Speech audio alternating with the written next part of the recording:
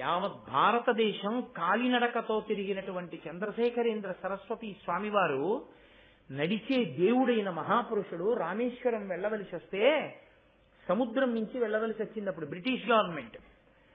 ఆయన నడిచి తప్ప వెళ్ళరు. ఆయన రైలు ఎక్కరు, ఇంకొక వాహనం ఎక్కరు. సముద్రం నుంచి రామేశ్వరం వెళ్ళాలి. ఒక్కటే మార్గం ఉంది, ఆ రైలు పట్టాల నుంచి వెళ్ళాలి. ఆ రోజుల్లో లోకోమోటివ్ ఇంజిన్స్ అవి వెళ్ళినప్పుడు ఈ బొగ్గు నూనె అన్నీ కూడాను ఆ దుంగల మీద పడేవి. ఒక్క కాలిలా జారితే సముద్రంలోనే పడిపోవడం. పోనీ ఎవ్వరూ పట్టుకోవడానికి వీల్లేదు. మహాతపశ్చక్రవర్తి, శరీరము మంత్రపూతం చేసుకున్న మహానుభావుడైన వేరొకరు పట్టుకోరు. పోనీ ఏ హ్యాండ్ స్టిక్ లాంటిదో పట్టుకోవడమో లేకపోతే ఏదో జాగ్రత్తగా ఊంచుకుంటూ వెళ్ళడమో చేస్తారా? సంప్రదాయాన్ని ఒక్క క్షణం పక్కన పెట్టరు. అప్పుడు కూడా ఏకవస్త్రంతో సత్యదండాన్ని పట్టుకునే నడుస్తారంతే.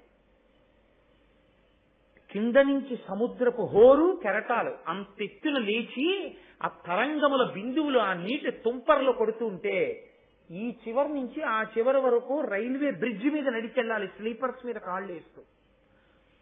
ఆయన యొక్క సాధనకి, ఆయన యొక్క ధర్మానికి మన స్వంత ప్రభుత్వం కాకపోయినా బ్రిటిష్ ప్రభుత్వం గౌరవించి రైళ్లు ఆఫ్ చేసింది. పరమాచార్య దాటే వరకు రైళ్లు రావడం. ఆయన ధర్మమునకు కట్టుబడి నేను సన్యసించాను కాబట్టి, సన్యాసి వాహనం ఎక్కకూడదు కాబట్టి నేను ఎక్కనన్నారంతే. ఎక్కనని అంత హోర్లో ఎటువంటి గాలండి ఆ రామేశ్వరం బ్రిడ్జ్ మీద పెడుతున్నప్పుడు. ఆయన ఎంత ఉంటారు, సన్నగా ఉంటారు పరమాచార్యులు వారు. గాలి విసిరితే తొట్టుపడి కింద పడిపోతారు కూడా. అలాగే సత్యదండం పట్టుకుని అడుగు తీసి అడుగు వేస్తూ రామేశ్వరం వెళ్లి దర్శనం చేసుకుని మళ్ళీ అలాగే బ్రిడ్జి మీద నడిచి భారతదేశంలో ఇతర పట్టణంలోకి ప్రవేశించారు ఆయన. ఎక్కడది ఆత్మబలం?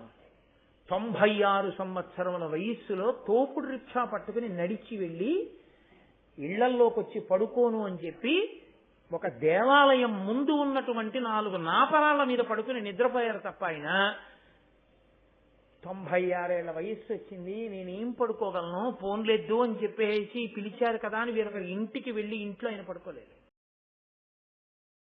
అర్జునుడు సుభద్రని పరిణయం చేసుకున్నాడు.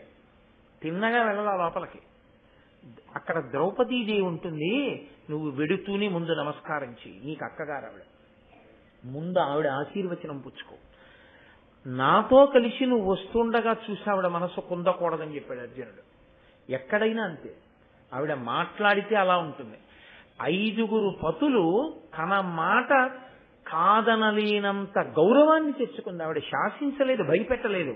బాబోయ్ మన్ని ఇంకా దుమ్మెత్తి పోసేస్తుంది అన్న బాధని, అటువంటి స్థితిని ఆవిడ కల్పించలేదు. ఆవిడ ఎంత ప్రేమతో అనుగమించిందంటే అసలు భర్తలు ఆవిడికి తెలియకుండా ఏది చెయ్యడాన్ని ఇష్టపడలేదు. ఆవిడ కరణేషు మంత్రి.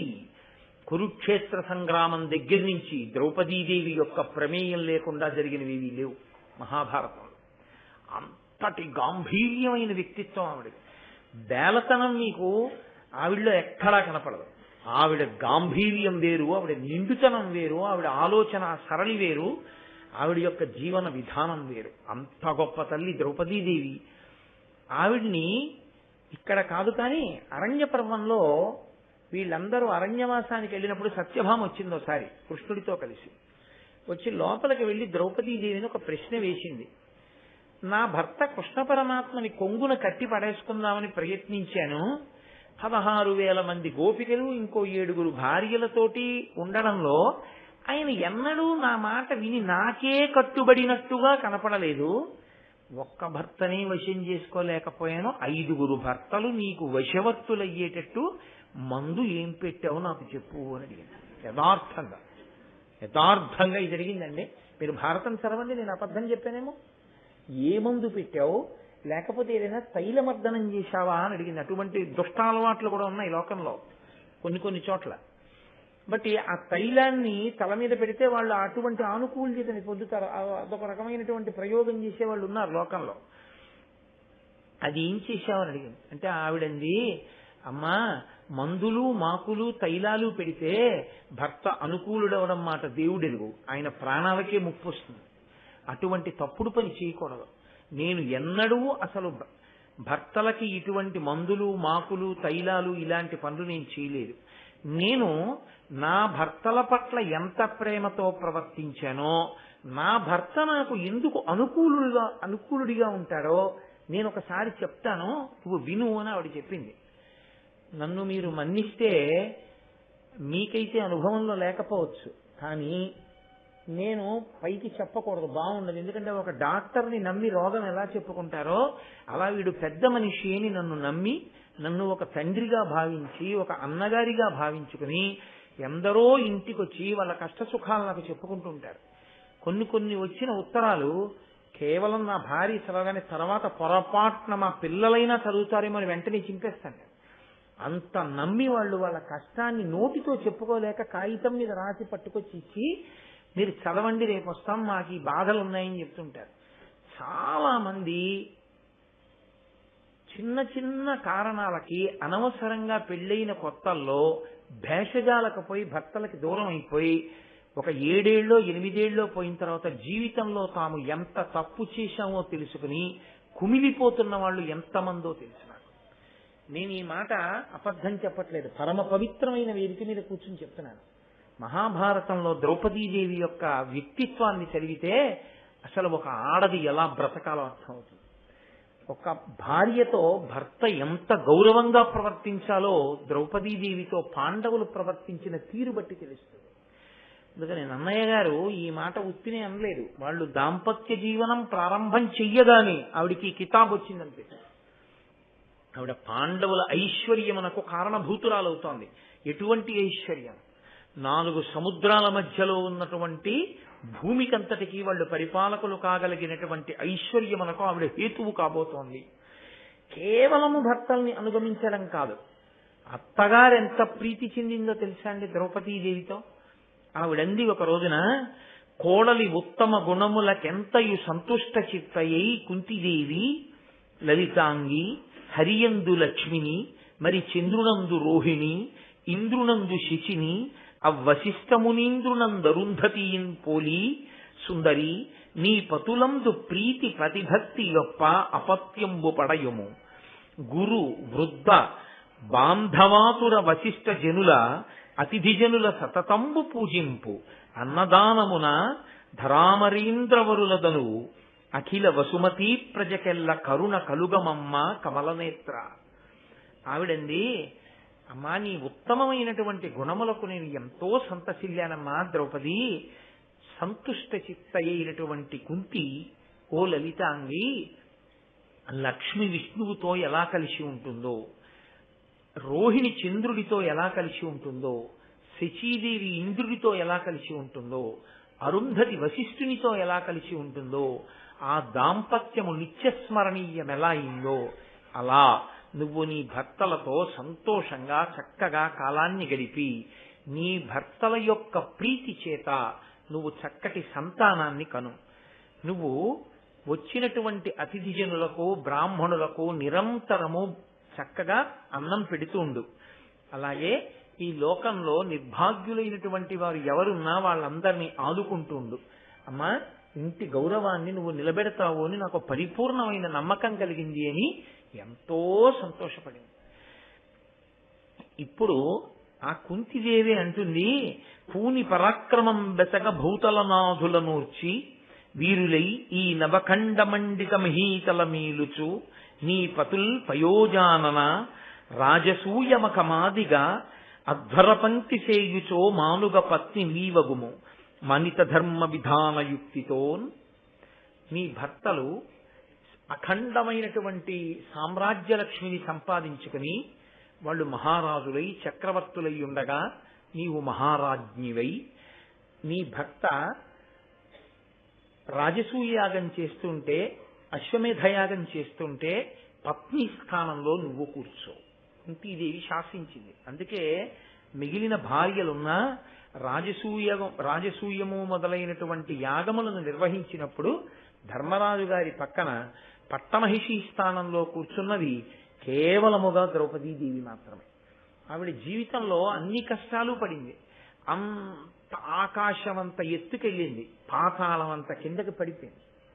ఎప్పుడూ భర్త తీసుకొచ్చి పెట్టి మా నాన్న, మా బుజ్జి, మా కన్న అని ముద్దులాడుతూ సంతోషంగా ఆవిడికి కావలసిన కోరికలు తీర్చినంత కాలం భర్త వలన చిన్న పొరపాటు ఏదైనా జరగడమో, ఆయన ఏదో జీవితంలో ఒక చిన్న తప్పు పని చేయడమో ఏదో జరిగిందనుకోండి, అంత మాత్రం చేత రాచి రంపాన పెట్టి ఆయన మనశ్శాంతి పాడు చేసిన స్త్రీ భార్య కాదు.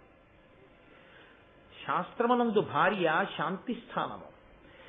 ఎప్పుడైనా ఆయన 10 మందిలో కుంగినప్పుడు, ఎవరో ఆయన తప్పు లేదు, ఆయన మెతక మనిషి, సాత్వికుడు, ఆయన అన్నదమ్ములు ఆయన్నో మాట అన్నారు.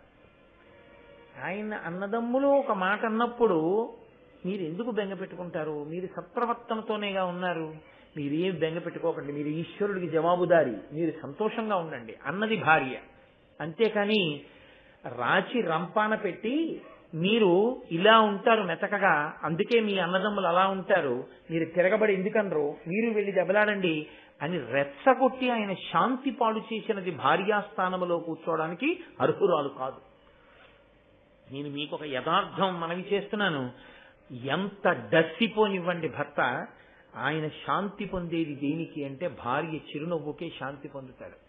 భర్త ఆయుర్దాయం పెరిగినా, భర్తకి అకాల మరణం వచ్చినా అందులో సగం కారణం భార్యయే. ఆయుర్దాయం ఉన్నవాడు చచ్చిపోతాడు, దేనికో తెలుసా అండి? ఒక్కటే, ఇంటికి వెళ్ళాలంటే భయం, ఆవిడేమంటుందో భయం. ప్రతిదానికి మనశ్శాంతి పాడు చేసే చోట తొందరగా గుండెపోటు వచ్చి చచ్చిపోతాడు. గుండెపోటు వచ్చినవాడు కూడా ఆశ్చర్యకరంగా బతుకుతాడు, తనని అనుగమించేటటువంటి భార్య అయితే. ఒక మహానుభావుడు లోకంలో చాలా కాలం రామాయణాన్ని ప్రచారం చేసి గృహస్థాశ్రమాల్లో ఉన్నటువంటి వాళ్ళకందరికీ ఆదర్శవంతంగా జీవితం గడిపిన ఒక మహాపురుషుడు చాలా కాలం మంచంలో ఉండిపోవలసి వస్తే ఆయన ఒక రోజు నేను వాళ్ళ ఇంటికి వెళ్ళినప్పుడు ఆయన అన్న మాటకి నేను తెల్లబోయా. ఆయన గబగబా ఆవిడ తీసుకొచ్చి ఏదో ఇచ్చారు తాగమని.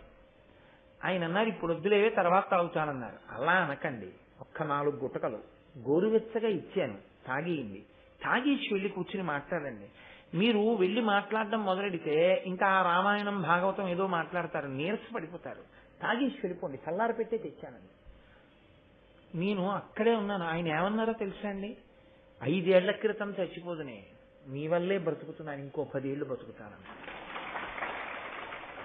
అంటే భార్య బ్రతికించుకోగలదు, భార్య చంపేయగలదు. భర్త ఏమీ లేని చోట కూడా భార్యని అపరిమిత సంతోషంతో ఉంచగలడు. అన్నీ ఉన్న భార్య కూడా 10 మంది సానుభూతి పొందేటట్టు భర్త చేయగలడు. కానీ అలా ఉండకుండా ఇద్దరు ఒకరి కోసం ఒకరు బతకడమే సనాతన ధర్మం యొక్క గొప్పతనం. అలా ఎక్కడ ఉన్నారో అది దాంపత్యం. అలా లేకుండా వాళ్ళకి వాళ్ళు బరువయి అస్తమానం హాస్యమాడడానికి ఆ పిచ్చిమొగుడే దొరికి అదేదో చాలా గొప్ప విషయం అనుకుని 10 మందిలో మాట్లాడి అసహ్యింపబడినటువంటి భార్యలటువంటి జీవితాలు. రామచంద్రమూర్తి మాటల్లో చెప్పాలంటే భర్తుక్కిల పరిత్యాగో నృశంస కేవలం స్త్రియాహ, వాళ్ళు నృశంసలు. కాబట్టి ఎలా ఉండాలో జీవన విధానం, భార్యాభర్త అంటే ఎంత మర్యాదగా ఉండాలో.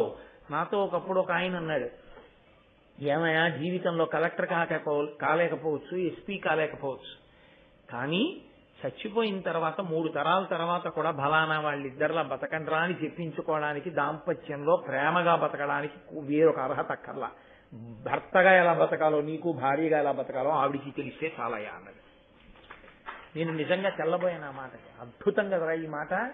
సంస్కారానికి సంబంధించిన విషయాలు ఇవి. కాబట్టి భారతంలో ఉన్నటువంటి పద్యాన్ని మీరు యథాతథంగా అది ద్రౌపదీదేవి ఆనాడు చెప్పబడింది, కుంతీదేవి అందని మీరు అనుకోకండి.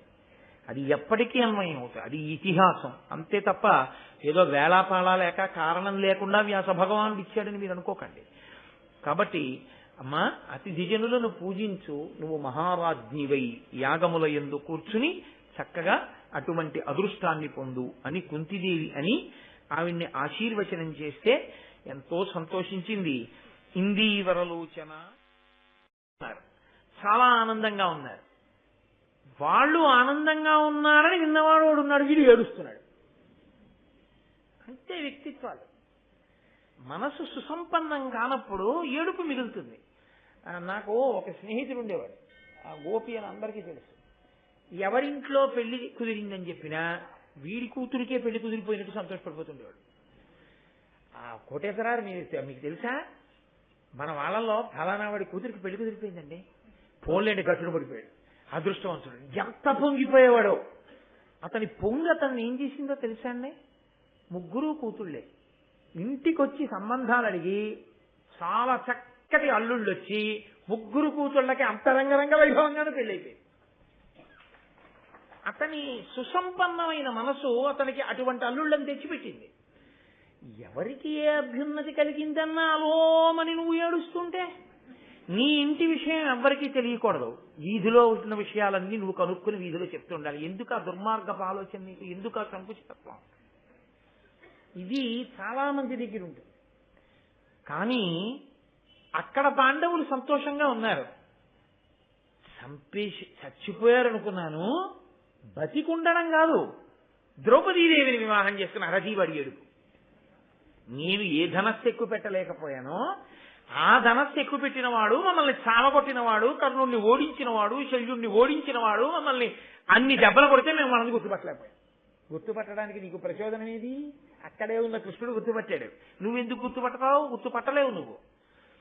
కాబట్టి ఇప్పుడు ఈయన వలవల వలవల వలవల ఏడిచేశాడు దుర్యోధనుడు. ఏడుస్తూ ఒక మాట చెప్పాడు, ఇది ఎర్రసిరాతో మనందరం గీత గీసి రాసుకుని జీవితంలో గుర్తు పెట్టుకోవలసిన మాట. నేను లక్క ఇల్లు కట్టించి 5 పాండవుల్ని కుంతిని అందులో పెట్టి ఇంత కష్టపడి అంటించాను. 5 పాండవులు కుంతి కూడా వెళ్ళిపోయారు, నా కాప్తుడైన పురోచనుడు ఒక్కడే కాలిపోయాడని ఏడిచాడు. ఎవడు కట్టాడో, ఎవడంటిద్దామనుకున్నాడో, ఎవడు చూసొచ్చి చెప్దామనుకున్నాడో వాడు కాలిపోయాడు. ఎవడు కాలిపోవలసిన వాడున్నాడో ఆ 6 బతికేశాడు. బతికేసి ఊరుకున్నారా? వీళ్ళకి సాధ్యం కాని విషయాన్ని సుసాధ్యం చేసుకుని ఇవాళ దేశ ప్రఖ్యాతిని పొంది ద్రౌపదీదేవిని వివాహం చేసుకుని ద్రుపద మహారాజు గారిని మామగారిని చేసుకుని దృష్టజ్యుమ్నుండి బావమరిదిని చేసుకుని సమున్నత శిఖరాలకెక్కి ఎంతో సంతోషంగా ఉన్నారు. వాళ్ళ మంచితనం వాళ్ళకి కాపాడింది, అంత గొప్ప అనుబంధం వాళ్ళకి ఇచ్చింది, అంత గొప్ప బంధుత్వం వాళ్ళకి కలిసింది. కాబట్టి వెంటనే దుర్యోధనుడికి వచ్చిన ఆలోచన ఏమిటో తెలుసా అండి, చాలా కాలం పాండవులను అక్కడ ఉండనివ్వకూడదు. వాళ్ళు అక్కడ ఉన్నారు, ఈయనకేమిటి బాధ అంటే పాండవులు ఎంత శక్తివంతులో దృష్టజ్యుమ్నుడు అంత శక్తివంతుడు. పైగా బావమరిది లోకంలో బ్రతక కోరుతాడు. అది ఈ లోకంలో ఉన్న సామెత, బావమరిది బ్రతక కోరుతాడు అని. ఎందుకని అంటే అక్క చెల్లెలి భర్త కాబట్టి ఆవిడ పసుపు కుంకాలతో ఉండాలి కాబట్టి బావమరిది ఎప్పుడూ బావగారులను రక్షించుకుంటాడు. ఇప్పుడు దృష్టజ్యుమ్నుడు బావమరిది అయ్యాడు కాబట్టి 5 మీద ఈగ వాళ్ళనివ్వడు. అసలు వీళ్లే శక్తివంతులు, వీళ్ళకి దృష్టజ్యుమ్నుడు కలిశాడు. ద్రుపదుడు సామాన్యమైన జన్మ కలిగిన వాడు కాదు. కారణజన్ముడైనటువంటి ద్రుపదుడు మామగారయ్యాడు. అతిలోక సౌందర్యవతి అయినటువంటి ద్రౌపది 5 ఇల్లాలై. ఇప్పుడు వాళ్ళు చాలా కాలం అక్కడే ఉంటే కృష్ణుడు రాకపోకలు సాగిస్తాడు.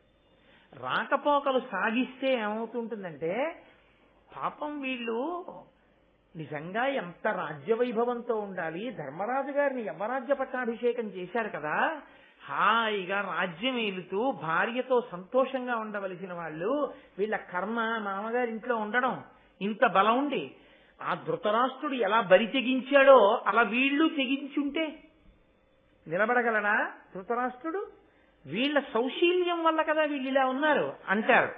అన్న కొద్దీ వీళ్ళకి బలం పెరుగుతుంటుంది. ఆ సానుభూతి చేత పుట్టినటువంటి ప్రేమ వలన ఒక్కొక్కరు కలుస్తారు.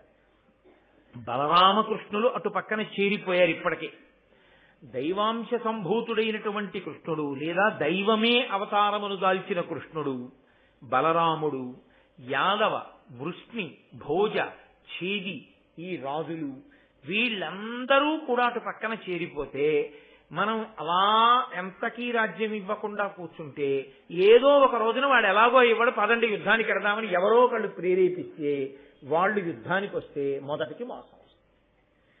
కాబట్టి ఇప్పుడు మళ్లీ పాండవుల్ని పనికిరాని వాళ్ళగా చెయ్యాలంటే ఒక్క ఆలోచన ఉంది మనకి.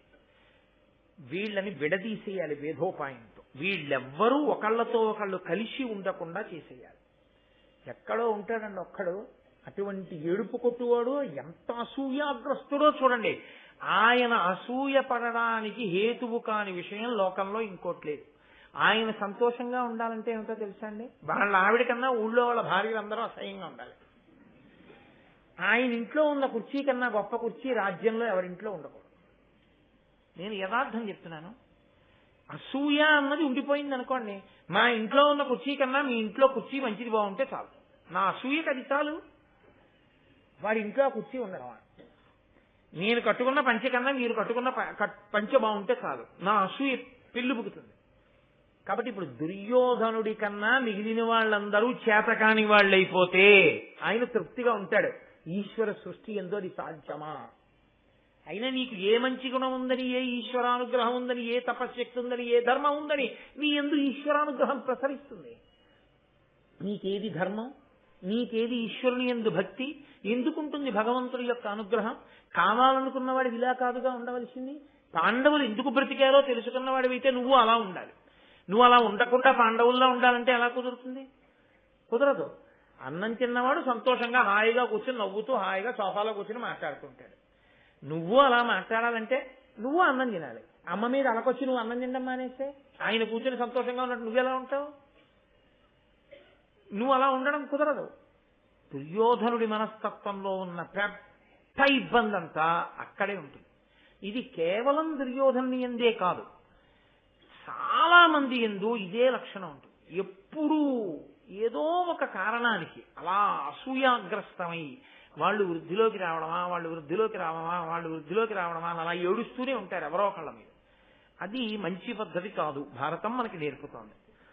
ఇప్పుడు మరి ఈ విషయం ఒక్క దుర్యోధనుడితో ఊరుకోరు కదండి. మొదట ఎవరికి చెప్పాలి? అంధుడైన రాజుగారికి చెప్పాలి.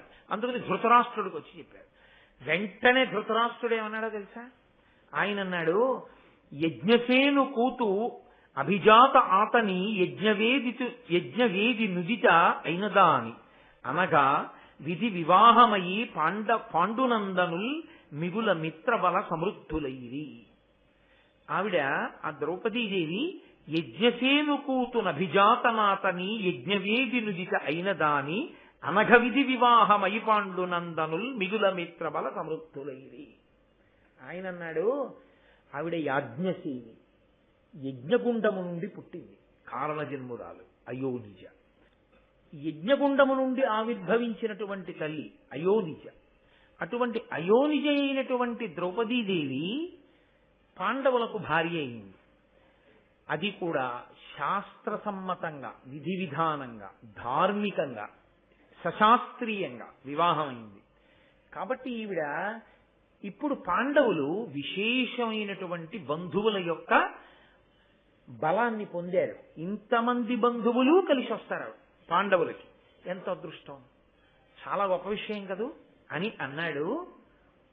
ఇంత మంచి కోడలు వచ్చింది నాకు, యాజ్ఞసేని నాకు కోడలయ్యింది. పెదమామగారు కదా, మరి పాండురాజు గారు లేడుగా. అటువంటి యాజ్ఞసేని నా కోడలు. ఇంత బంధుబలాన్ని పొందిన వాళ్ళు నా కొడుకులు పాండవులు. ఇప్పుడు ఈ పాండవులు లోకాన్నంతటి గెలుస్తారు. నా వంశము సమృద్ధి అవుతుంది. లోకమంతా మా వంశం వాళ్ళ అధీనంలోకి వస్తుంది. ఇటువంటి కొడుకులు, ఇటువంటి కోడలు ఎంత అదృష్టం నాకు. మీరు ఎప్పుడు ఆత్మ వంచన చేసుకోవడంలో ధృతరాష్ట్రుడి తర్వాత, వాడి ప్రాణం పోయినా వాడి మనసులో మాట వాడు మాట్లాడతాడు. ఎప్పుడు ఎలా మాట్లాడతాడో తెలుసండి? తనతో వచ్చి మాట్లాడుతున్న వాళ్ళెవరు, ఆ మాట్లాడుతున్న వాళ్ళకి ప్రీతి కలిగేటట్లు ఎలా మాట్లాడాలి తప్ప ధృతరాష్ట్రుడి జీవితంలో ధైర్యంగా తను ఏది మాట్లాడాలో అది మాట్లాడలేడు. అది ఆయనకి చేత కాదు. ఎందుకు చేత కాదు అంటే తను ఇప్పుడు మంచివాడిగా ఉండాలి. నేను మాట చెప్పినా నేను చెప్పింది మంచి మాట కాబట్టి నేనేం తప్పు చేయట్లేదు. నేను ఒక మాట చెప్పుండొచ్చు, ఆ మాట అందంగా ఉండుండకపోవచ్చు, ఆ మాట వినడానికి అయ్యో అనిపించచ్చు, కానీ చెప్పిన మాట మంచి మాట అన్న ధైర్యం అసలు తనకే లేదు. ఆ ధైర్యం తనకే లేనివాడు తనలా ఏం మాట్లాడగలడు? అందుకని ధృతరాష్ట్రుడి జీవితంలో ఎప్పుడు ఎవరి దగ్గర మాట్లాడినవండి, కొడుకు దగ్గర మాట్లాడినా కూడా అది గమ్మత్తు. కొడుకుతో మాట్లాడినా తన మనస్సు విప్పి మాట్లాడ్డాడు. కళ్ళు ఎలా పైన లేవో అతని మనసు కూడా అంత చీకటిగానూ ఉంటుంది. ఇది ఎక్కడి నుంచి ఎక్కడి వరకు ఉందో తెలుసా అండి? ధృతరాష్ట్ర జీవితంలో కొడుకులందరూ చచ్చిపోయారు. దుర్యోధనుడి తొడలు విరగ్గొట్టి చంపినవాడు భీమసేనుడు అని తెలుసుకున్నాడు. అతని కోరిక ఏమిటంటే భీముడిని చంపేయాలి. ఇది దాచాడు మనసులో, తెలుసా అండి? ఇది దాచాడు. దాచి నా కొడుకులు దుర్మార్గులు, అధర్మం పట్టుకున్నారు, వాళ్ళు పోతే పోయారు, మీరు నా కొడుకులు కారా, నా తమ్ముడి బిడ్డలు నా బిడ్డలు కారా, నాయనా ఎన్ని కష్టాలు పడ్డారా నా బిడ్డల వల్ల, పోన్లే ఇప్పటికైనా చాలా సంతోషంగా ఉన్నారు, ఏది నాన్న ఒక్కసారి దగ్గరికి రండి, గుడ్డివాణ్ణి కదా, నేను రాలేను కదా అంటే ధర్మరాజు గారు వెళ్ళాడు, కౌగిలించుకున్నాడు, విడిచిపెట్టాడు. నాయనా భీమసేన రా అన్నాడు. వెడుతున్నాడు పిచ్చాడు భీముడు. కృష్ణుడు జబ్బట్టుకుని వెనక్కి లాగి ఉంచాను సిద్ధంగానని ఉక్కు భీముడి విగ్రహం చేయించాడు. ఆ ఉక్కు భీముడి విగ్రహాన్ని తోశాడు. ధృతరాష్ట్రుడు కౌగలించుకొని వికటాట్టహాసం చేస్తూ నలిపేశాడు. అన్ని ఏనుగుల బలమైంది. నలిపేస్తే ఉక్కు విగ్రహం గుండైపోయి కింద పడిపోయింది. కింద పడిపోతే కృష్ణుడు అన్నాడు, నువ్వు కౌగలించుకుని నలిపేసింది ఉక్కు విగ్రహాన్ని, భీముడు ఇక్కడే ఉన్నాడు అన్నాడు. అలాగే నిలబడ్డాడు తెలుసా అండి. ప్రాణం పోయినా తన మనసులో మాట పైకి చెప్పడం. ఒక్కొక్కడు అలా ఉంటాడు. అది ఒక్కొక్కడి లక్షణం అలా ఉంటుంది. ఏది ఏమవనివ్వండి, తాను మాత్రం అస్సలు పైకి చెప్పడు. లోపల ఒకటి ఉంటుంది, పైకి మాట్లాడేటప్పుడు ఎవరొచ్చి తనతో మాట్లాడుతున్నారో అది వారికి అనుకూలంగా వినిపించేటట్లుగా మాట్లాడుతూ ఉంటాడు. కాబట్టి ఇప్పుడు అందరూ వింటున్నారు కదా, కళ్ళంటే లేవు కానీ అక్కడ భీష్ముడు ఉంటాడు, ద్రోణుడు ఉంటాడు, విదురుడు ఉంటాడు, వీళ్ళందరూ ఉంటారు. దుర్యోధనుల్లా బయటపడిపోయాడు అనుకోండి, బావుమని ఏడ్చేసి అమ్మో వాళ్ళందరంతా వృద్ధిలోకి వచ్చారా అన్నాడు అనుకోండి, జుట్టట్టుకి ఇడిచేస్తాడు భీష్ముడు. ఇంత కుళ్ళెట్టుకున్నావా కడుపులో అంటాడు. అందుకని అబ్బా ఏం అదృష్టం, ఎంత మంచి కోడలు వచ్చింది అన్నాడు. కానీ కడుపులో ఎంత ఏడుపో, పైకి ఏడుస్తాడు దుర్యోధనుడు, పైకి ఏడవకుండా సంతోషించినట్టుంటాడు ధృతరాష్ట్రుడు. గొప్ప తండ్రి కొడుకులు లేని లోకంలో. కాబట్టి కొడుకుని బాగు చేద్దామన్న ఆలోచన తండ్రికి ఉండదు, తండ్రితో ఇలా మాట్లాడచ్చా అని కొడుకుండదు. అంత గొప్ప తండ్రి కొడుకులు వాళ్ళిద్దరు. మనకి కనపడరు కానీ లోకంలో లేరనుకోకండి. కాబట్టి మన అదృష్టం జీవితంలో మనకి తగలకుండా ఉండడమే అభ్యున్నది. కాబట్టి ఇప్పుడు ఒకరోజు చాలా కాలం తర్వాత, అనగా వెంటనే ఆ రోజు రాత్రి వెళ్ళలేదు దుర్యోధనుడు ధృతరాష్ట్రుడి దగ్గరికి. వెళ్ళలేదు అంటే వెళ్ళే ప్రయత్నం చెయ్యలేదు అని మీరు అనుకోకూడదు. ఇప్పుడు ఇలాంటివి మాట్లాడాలనుకోండి, ఇలాంటి దిక్కుమాలిన విషయాలు, ఇలాంటి రహస్యమైన విషయాలు, ఎవరిని ఎలా పాడు చేసేద్దామన్న విషయాలు తండ్రితో మాట్లాడాలంటే ఏదో నలుగురు ఉండగా వెళ్ళి నాయనండి ఎలా పాడు చేసేద్దామండి ఇవన్నీ అని మాట్లాడితే బాగుండదు కదా. పైకి మంచి వాళ్ళల్లా ఉండి లోపల ఎవ్వరూ లేనప్పుడు మాట్లాడాలి. ఒక్క రోజు దొరికాడు ధృతరాష్ట్రుడు. అంటే ఏమంటే ఎందుకుండడు ధృతరాష్ట్రుడు ఒక్కడు అని మీరు అడగచ్చు. ధృతరాష్ట్రుడి జీవితంలో మిగిలిన ఒకే ఒక మంచి లక్షణం ఏమిటో తెలుసా? ఎప్పుడు విదురుణ్ణి పక్కన కూర్చోబెట్టుకుంటాడు. కూర్చోబెట్టుకుని విదురా మంచి మాటలు చెప్పంటాడు. పాపం విదురుడు చెప్తూ ఉంటాడు, అన్నీ వింటాడు, ఏదీ పాటించాడు, అన్నీ వింటాడు. ఆయన జీవితం అంతా ఇద్దరు మంచి వాళ్ళతో ముడిపడింది. ఒకటి విదురుడి మాటలు వింటాడు, కురుక్షేత్ర యుద్ధం అంతా సంజయుడి దగ్గర వింటాడు.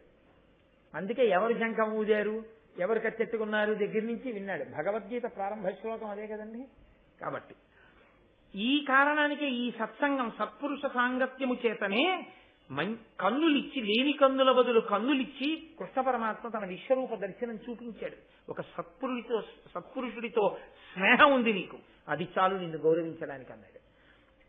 కాబట్టి ఆ దుర్యోధనుడు తండ్రి దగ్గరికి వెళ్ళన్నాడు, రేయును పగలును విదురుడు నీయొద్దన ఉనికి చేసి నేరము పలుకన్ మా ఇష్టం విరిగింపగ ధీయుత ఎడగంటి మింది దివసంబులకున్. రాత్రి లేదు, పగలు లేదు, ఎప్పుడూ విదురుణ్ణి పక్కన పెట్టి కూర్చుంటాం. అంటే విదురుడు ఉంటే దుర్యోధనుడు వెళ్ళి మాట్లాడ్డాం. ఇద్దరు ఎంత వ్యతిరేక కోణాలో మీరు ఆలోచించారు. ఒక ఆయన రాశీభూతమైన ధర్మం, ఒకడు రాశీభూతమైన అధర్మం.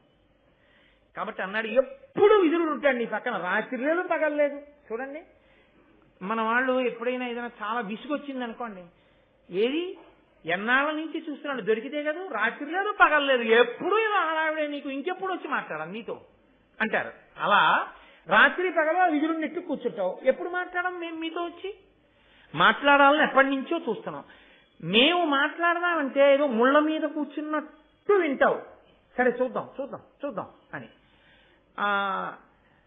చూడండి, కొంతమంది ఇంకా ఇంకా మీరు లేవచ్చు అని అందరూ నోటిలో, కానీ అలాగే ఉంటుంది మాట. చాలా సంతోషం అండి, సరేనా, చాలా సంతోషం, అయితే చాలా సంతోషం, కలుద్దాం మళ్ళీ అంటే ఏమిటి దాని ఉద్దేశ్యం? ఇక మీరు లేవండి అనే కదా.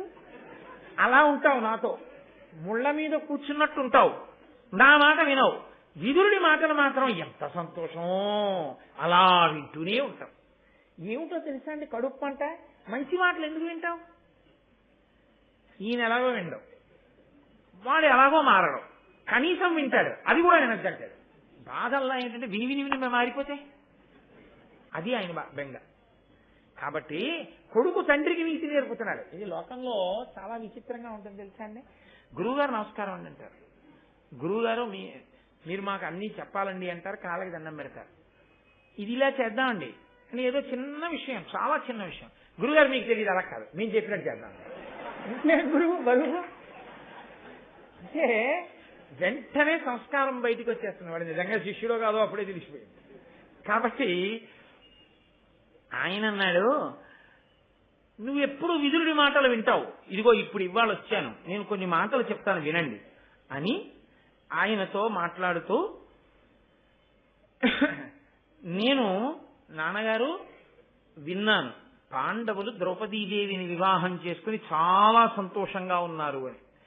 ఇప్పుడు వాళ్ళందరూ కలిసి ఉండడానికి వీల్లేదు, భేదోపాయంతో వాళ్ళని విడగొట్టకపోతే, వాళ్ళందరూ ఒక్కటై మన మీదకి యుద్ధానికి వస్తే అసలు మొదలు పోతుంది మనకి. కాబట్టి ఇప్పుడు భేదోపాయంతో వాళ్ళని పాడు చెయ్యాలి అని నేను మళ్ళీ అనుకుంటున్నాను, మీ అభిప్రాయం ఏమిటి అని అడిగితే, వెంటనే ధృతరాష్ట్రుడు ఏమన్నాడో తెలుసా అండి, చాలా గమ్మత్తుగా మాట్లాడతాడు. నిజంగా ధృతరాష్ట్రుడు ఏం చెప్పాడో తెలియదు, ఏం చెప్పలేదో తెలియదు, అసలు అంతసేపు చెప్పిన పలుకుల చెయ్యుల పాండవులకు ప్రీతి కలయట్ల ఉందును కాని, నాదు హృదయంబు విదురునకు ఎన్నండు ఎరింగింప, నేను మీ తలచిన అద్విధంబ తలసుచునుందును, దైవ సంపద కలవారల పాండవవరుల ఏమి సేయంగనగు, ఎద్ది చెప్పుడు ఇష్టం బింక అనినా విచిత్ర వీర్యాత్మజునకు దుష్టచేష్టితుండు దుర్యోధనుండు ఇట్టులనియే, చిత్తగింపు మవనినాథ పాండురాజసుతుల పాంచాలపతి యొద్ద ఉండకుండా చేయుటుచితమిపుడు. ఆయన అడుగురే, నేను విదురుడి దగ్గర కూర్చుంటాను, విదురుడితో మాట్లాడుతుంటాను, విదురుడి మాటలు వింటుంటానన్నావు కదూ, విదురుడి మాటలు వింటానన్న మాట సత్యం, నా మనసులో మాట విదురుడితో చెప్తానన్నది అసత్యం. నేను ఎప్పుడూ చెప్పను, అసలు నా మనసులో ఏదుందో అది నేను ఎప్పుడూ విదురుడికి చెప్పను. ఎందుకో తెలుసా, చెప్తే ఇంకేమైనా ఉందా, ఆయన పరమధర్మాత్ముడు, అందుకని ఎప్పుడూ చెప్పను. అసలు నా గుండెల్లో ఉన్న అభిప్రాయం ఏమిటో తెలుసా, యాజ్ఞసేని కోడలైపోయింది, నా అదృష్టం పాండురాజు కొడుకులు ఇప్పుడు చాలా జగద్విఖ్యాతి వహించారు, వృద్ధిలోకి వస్తారు, ఇవన్నీ నా అభిప్రాయాలు అనుకుంటున్నావా? నీ అభిప్రాయం ఏదో అదే నా అభిప్రాయం, అంతే అంతే మాట్లాడతాడు. కాబట్టి అంటే పాండవుల్ని పాడు చేసేయడమే నా లక్ష్యం కూడా, నీకే రాజ్యం రావాలి, కాబట్టి వాళ్ళని చంపేయాలి. కానీ రా, మనం శక్తి వంచన లేకుండా కృషి చేస్తున్నాం, ఎన్ని కుట్రలు పన్నుతున్నాం, ఎన్ని కుతంత్రాలు పన్నుతున్నాం, ఎన్ని చేసినా వాళ్ళకి దైవ సంపద కలవారల పాండవవరుల ఏమి సేయంగనగు. ఈ మాట జీర్ణమై ఉంటే ధాతువుల్లోకి ధృతరాష్ట్రుడి జీవితం మారేది. వినడం కోసం, చెప్పడం కోసం, చదవడం కోసం అయిన వాడి జీవితంలో మార్పు రాదు. వినడం మార్పు కోసం అయితేనే వినడం వల్ల ప్రయోజనం, చదవడం మార్పు కోసం అయితేనే చదవడం వల్ల ప్రయోజనం, చెప్పడం తాను కూడా మారడానికి మార్గం అయితేనే చెప్పడం వల్ల ప్రయోజనం తప్ప కేవలం చెప్పడానికి కీర్తి కోసం, చెప్పడం పూలదండలు ఎంచుకోవడానికి, చెప్పడం డబ్బులు సంపాదించుకోవడానికి అయితే దానివల్ల ధార్మికమైన అభివృద్ధి ఉండదు. చెప్పినవాడు, విన్నవాడు, చదివినవాడు అందరిలోనూ మార్పు కోసం ఎవడు చదువుతాడో, మార్పు కోసం ఎవడు చెప్తాడో, మార్పు కోసం ఎవడు విన్నాడో వాడు ధన్యాత్ముడు. కాబట్టి ఆయన అంటున్నాడు, పాండవులకు దైవానుగ్రహం ఉందిరా. పాండవులకు దైవానుగ్రహం ఎందుకుంది? ధర్మం వల్ల ఉంది. నువ్వెందుకు పట్టుకోలేవు ఆ ధర్మాన్ని? మరి అధర్మం పట్టుకుంటే నీకు ఎక్కడ ఉంటుంది దైవానుగ్రహం? నువ్వు దైవానుగ్రహం లేనప్పుడు నువ్వు ఎన్ని చేస్తే ఫలించవు. మరి నువ్వు ఎందుకు వదిలిపెట్టావు ఆ ధర్మాన్ని? ఇది మాట్లాడాడు ధృతరాష్ట్రుడు. అంటే ఎన్ని చెప్తున్నా, ఎన్ని తెలుసుకుని ఉన్నా తన అనుష్ఠానాన్ని, తన జీవితాన్ని, తన ప్రవర్తనని, తన నడవడిని, తన మనస్సుని, తన చిత్తాన్ని, తన హృదయాన్ని, తన ఆలోచనని మార్చుకోలేని బలహీనుడు. ఏ మార్పు రాలేదు. విన్నావా? విన్నాడు. ఎన్ని విన్నాడు? ఎన్నో విన్నాడు. చదివావా? చదివాడు. ఎన్ని చదివావు? ఎన్నో చదివాడు. ఎన్నో చదివాడు. తాను చదవడం మొదలెట్టక ముందు సంధ్యావందనం చేయలేదు, ఇన్ని చదివిన తర్వాత సంధ్యావందనం చేయలేదు. ఎందుకు నువ్వు చదువుకున్నట్టే? ఇన్ని వినకముందు బొట్టెట్టుకోలేదు, ఇన్నాళ్లు విన్నాక బొట్టెట్టుకోలేదు. నువ్వు ఎందుకు విన్నట్టు? ఇదే ధృతరాష్ట్రుడికి అర్థమైనది ఎంత గొప్ప విషయమో. మార్పు రాకుండా వినడం, మార్పు రాకుండా చదవడం, మార్పు రాకుండా చెప్పడం, అంతే. ఆ మార్పు వస్తేనే దానివల్ల ఉపయోగం. ఆ మార్పు రానంత కాలం కేవలం భేషజం, అదో కాలక్షేపం అంతే. దానివల్ల ప్రయోజనం ఏమీ ఉండదు. తన అనుష్ఠానానికే పనికిరాంది ఇంకోటికి ఎలా పనికొస్తుందండి? ఆ ఇంజక్షన్ మంచిది, నువ్వు చేయించుకుంటే నీకు పనికొస్తుంది, రోగం తగ్గుతుంది. ఆ ఇంజక్షన్ మంచిది, ఆ ఇంజక్షన్ మంచిది, ఆ ఇంజక్షన్ మంచిది అని ఎదురుగుండా పెట్టుకుని మెడికల్ షాప్ లో దాని లిటరేచర్ అంతా నువ్వు ఎంతసేపు చదివితే నీకు పనికొస్తుంది? దాని గురించి ఎవడో ఎంతసేపు వింటే నీకు పనికొస్తుంది? ఇంకోటి చెప్తే నువ్వు ఆ ఇంజక్షన్ చేయించుకుంటే నీకు పనికొస్తుంది. ఆధ్యాత్మ విద్య కూడా అంతే. నువ్వు అనుష్ఠిస్తే పనికొస్తుంది. వినడానికి మాత్రమే పనికొచ్చేది కాదు ఆధ్యాత్మ విద్య. నీ మనసు మార్చుకుంటే పనికొచ్చేది. కాబట్టి ఇది పోని దుర్యోధనుడు విన్నాడుగా, ఆయనకి మార్పు రాదు.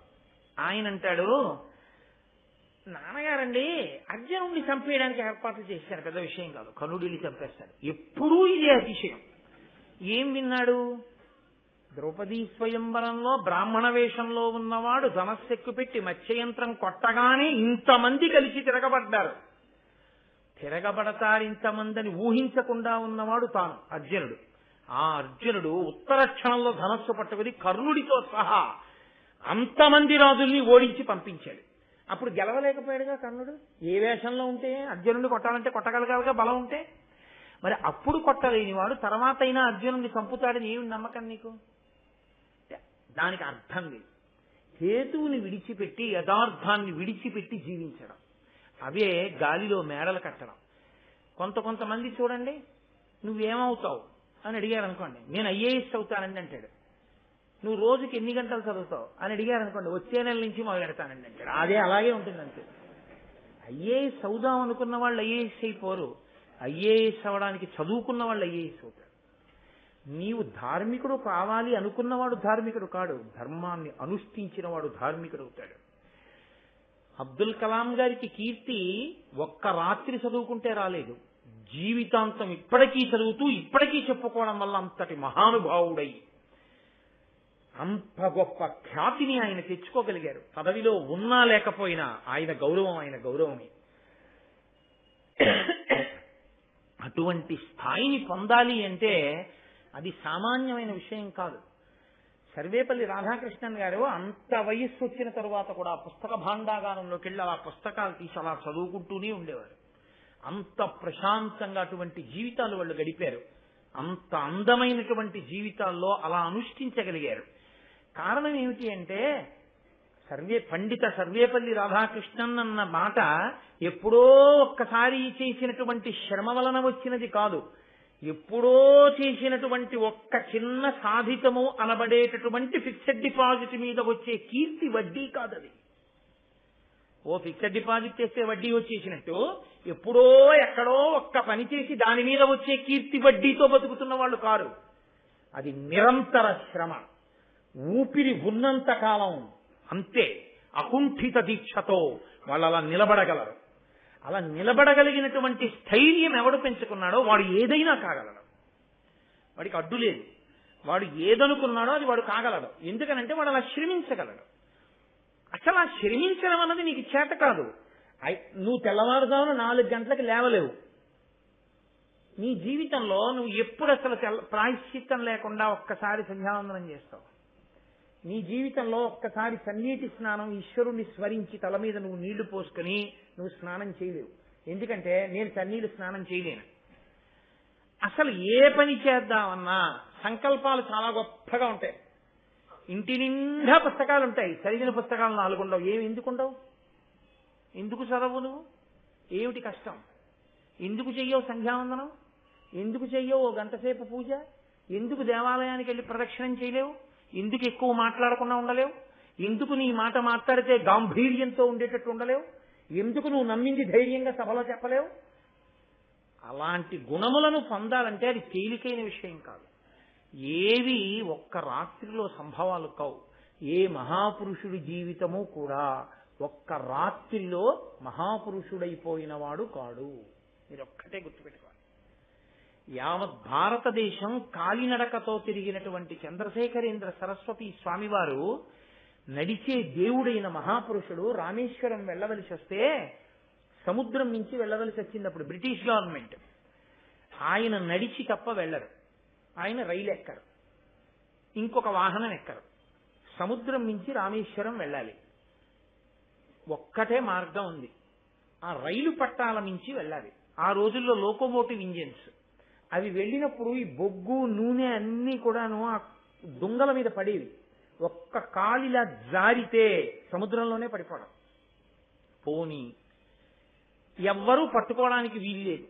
మహాతపశ్చక్రవర్తి శరీరము మంత్రపూతం చేసుకున్న మహానుభావుడైన వేరొకరు పట్టుకోరు. పోనీ ఏ హ్యాండ్ స్టిక్ లాంటిదో పట్టుకోవడమో లేకపోతే ఏదో జాగ్రత్తగా ఊంచుకుంటూ వెళ్ళడమో చేస్తారా? సంప్రదాయాన్ని ఒక్క క్షణం పక్కన పెట్టరు. అప్పుడు కూడా ఏకవస్త్రంతో సత్యదండాన్ని పట్టుకునే నడుస్తారంతే. కింద నుంచి సముద్రపు హోరు కెరటాలు అంతెత్తున లేచి ఆ తరంగముల బిందువులు ఆ నీటి తుంపర్లో కొడుతూ ఉంటే ఈ చివరి నుంచి ఆ చివరి వరకు రైల్వే బ్రిడ్జి మీద నడిచెళ్ళాలి, స్లీపర్స్ మీద కాళ్ళు వేస్తూ. ఆయన యొక్క సాధనకి, ఆయన యొక్క ధర్మానికి మన స్వంత ప్రభుత్వం కాకపోయినా బ్రిటిష్ ప్రభుత్వం గౌరవించి రైళ్లు ఆఫ్ చేసింది. పరమాచార్య దాటే వరకు రైళ్లు రావాలి. ఆయన ధర్మమునకు కట్టుబడి నేను సన్యసించాను కాబట్టి, సన్యాసి వాహనం ఎక్కకూడదు కాబట్టి నేను ఎక్కనన్నారంతే. ఎక్కనని అంత హోర్లో ఎటువంటి గాలండి ఆ రామేశ్వరం బ్రిడ్జ్ మీద పెడుతున్నప్పుడు. ఆయన ఎంత ఉంటారు? సన్నగా ఉంటారు పరమాచార్యులు వారు. గాలి విసిరితే తొట్టుపడి కింద పడిపోతారు కూడా. అలాగే సత్యదండం పట్టుకుని అడుగు తీసి అడుగు వేస్తూ రామేశ్వరం వెళ్లి దర్శనం చేసుకుని మళ్ళీ అలాగే బ్రిడ్జి మీద నడిచి భారతదేశంలో ఇతర పట్టణంలోకి ప్రవేశించారు ఆయన. ఎక్కడది ఆత్మబలం?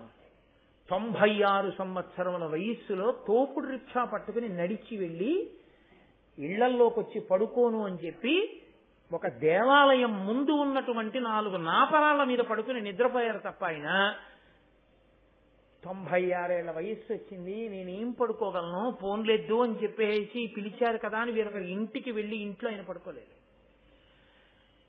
అందుకే ఆయన శరీరంతో ఉన్నంత కాలము పరమేశ్వరుణ్ణి దర్శనం చేస్తే ఎలా చేశారో అలాగే పైన చొక్కా బనీను లేకుండా ఉత్తరీయం నడువు కట్టుకుని వెళ్లి దర్శనం చేశారు.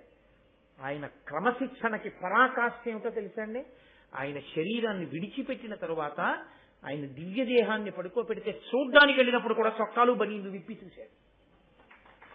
అది ఒక మహాత్ముడు కావాలంటే తరతరాల చేత స్మరింపబడాలంటే అంత కీర్తివంతుడు కావాలంటే, అంత ధర్మాత్ముడు కావాలంటే, అంతమంది చేత పూజింపబడాలంటే నువ్వు 1 గంట 2 గంటలో నాటకం కడితే వచ్చేవి కావవి.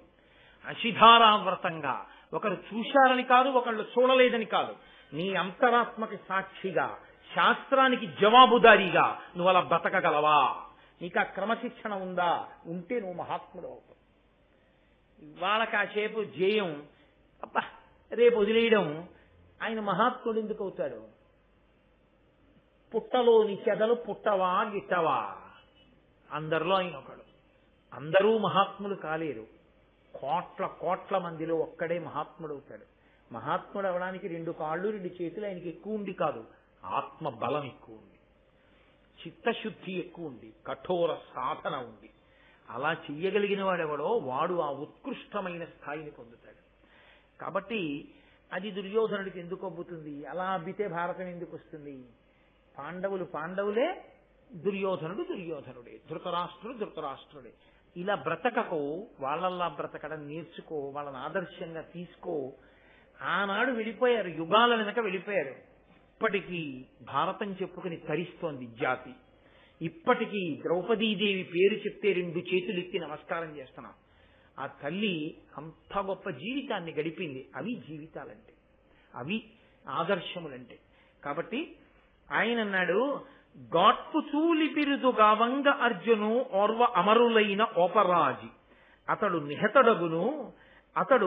నిహతుడగుడు అశ్రమంబున పార్థునొక్కరుండ కర్ణుడొర్వనోపు.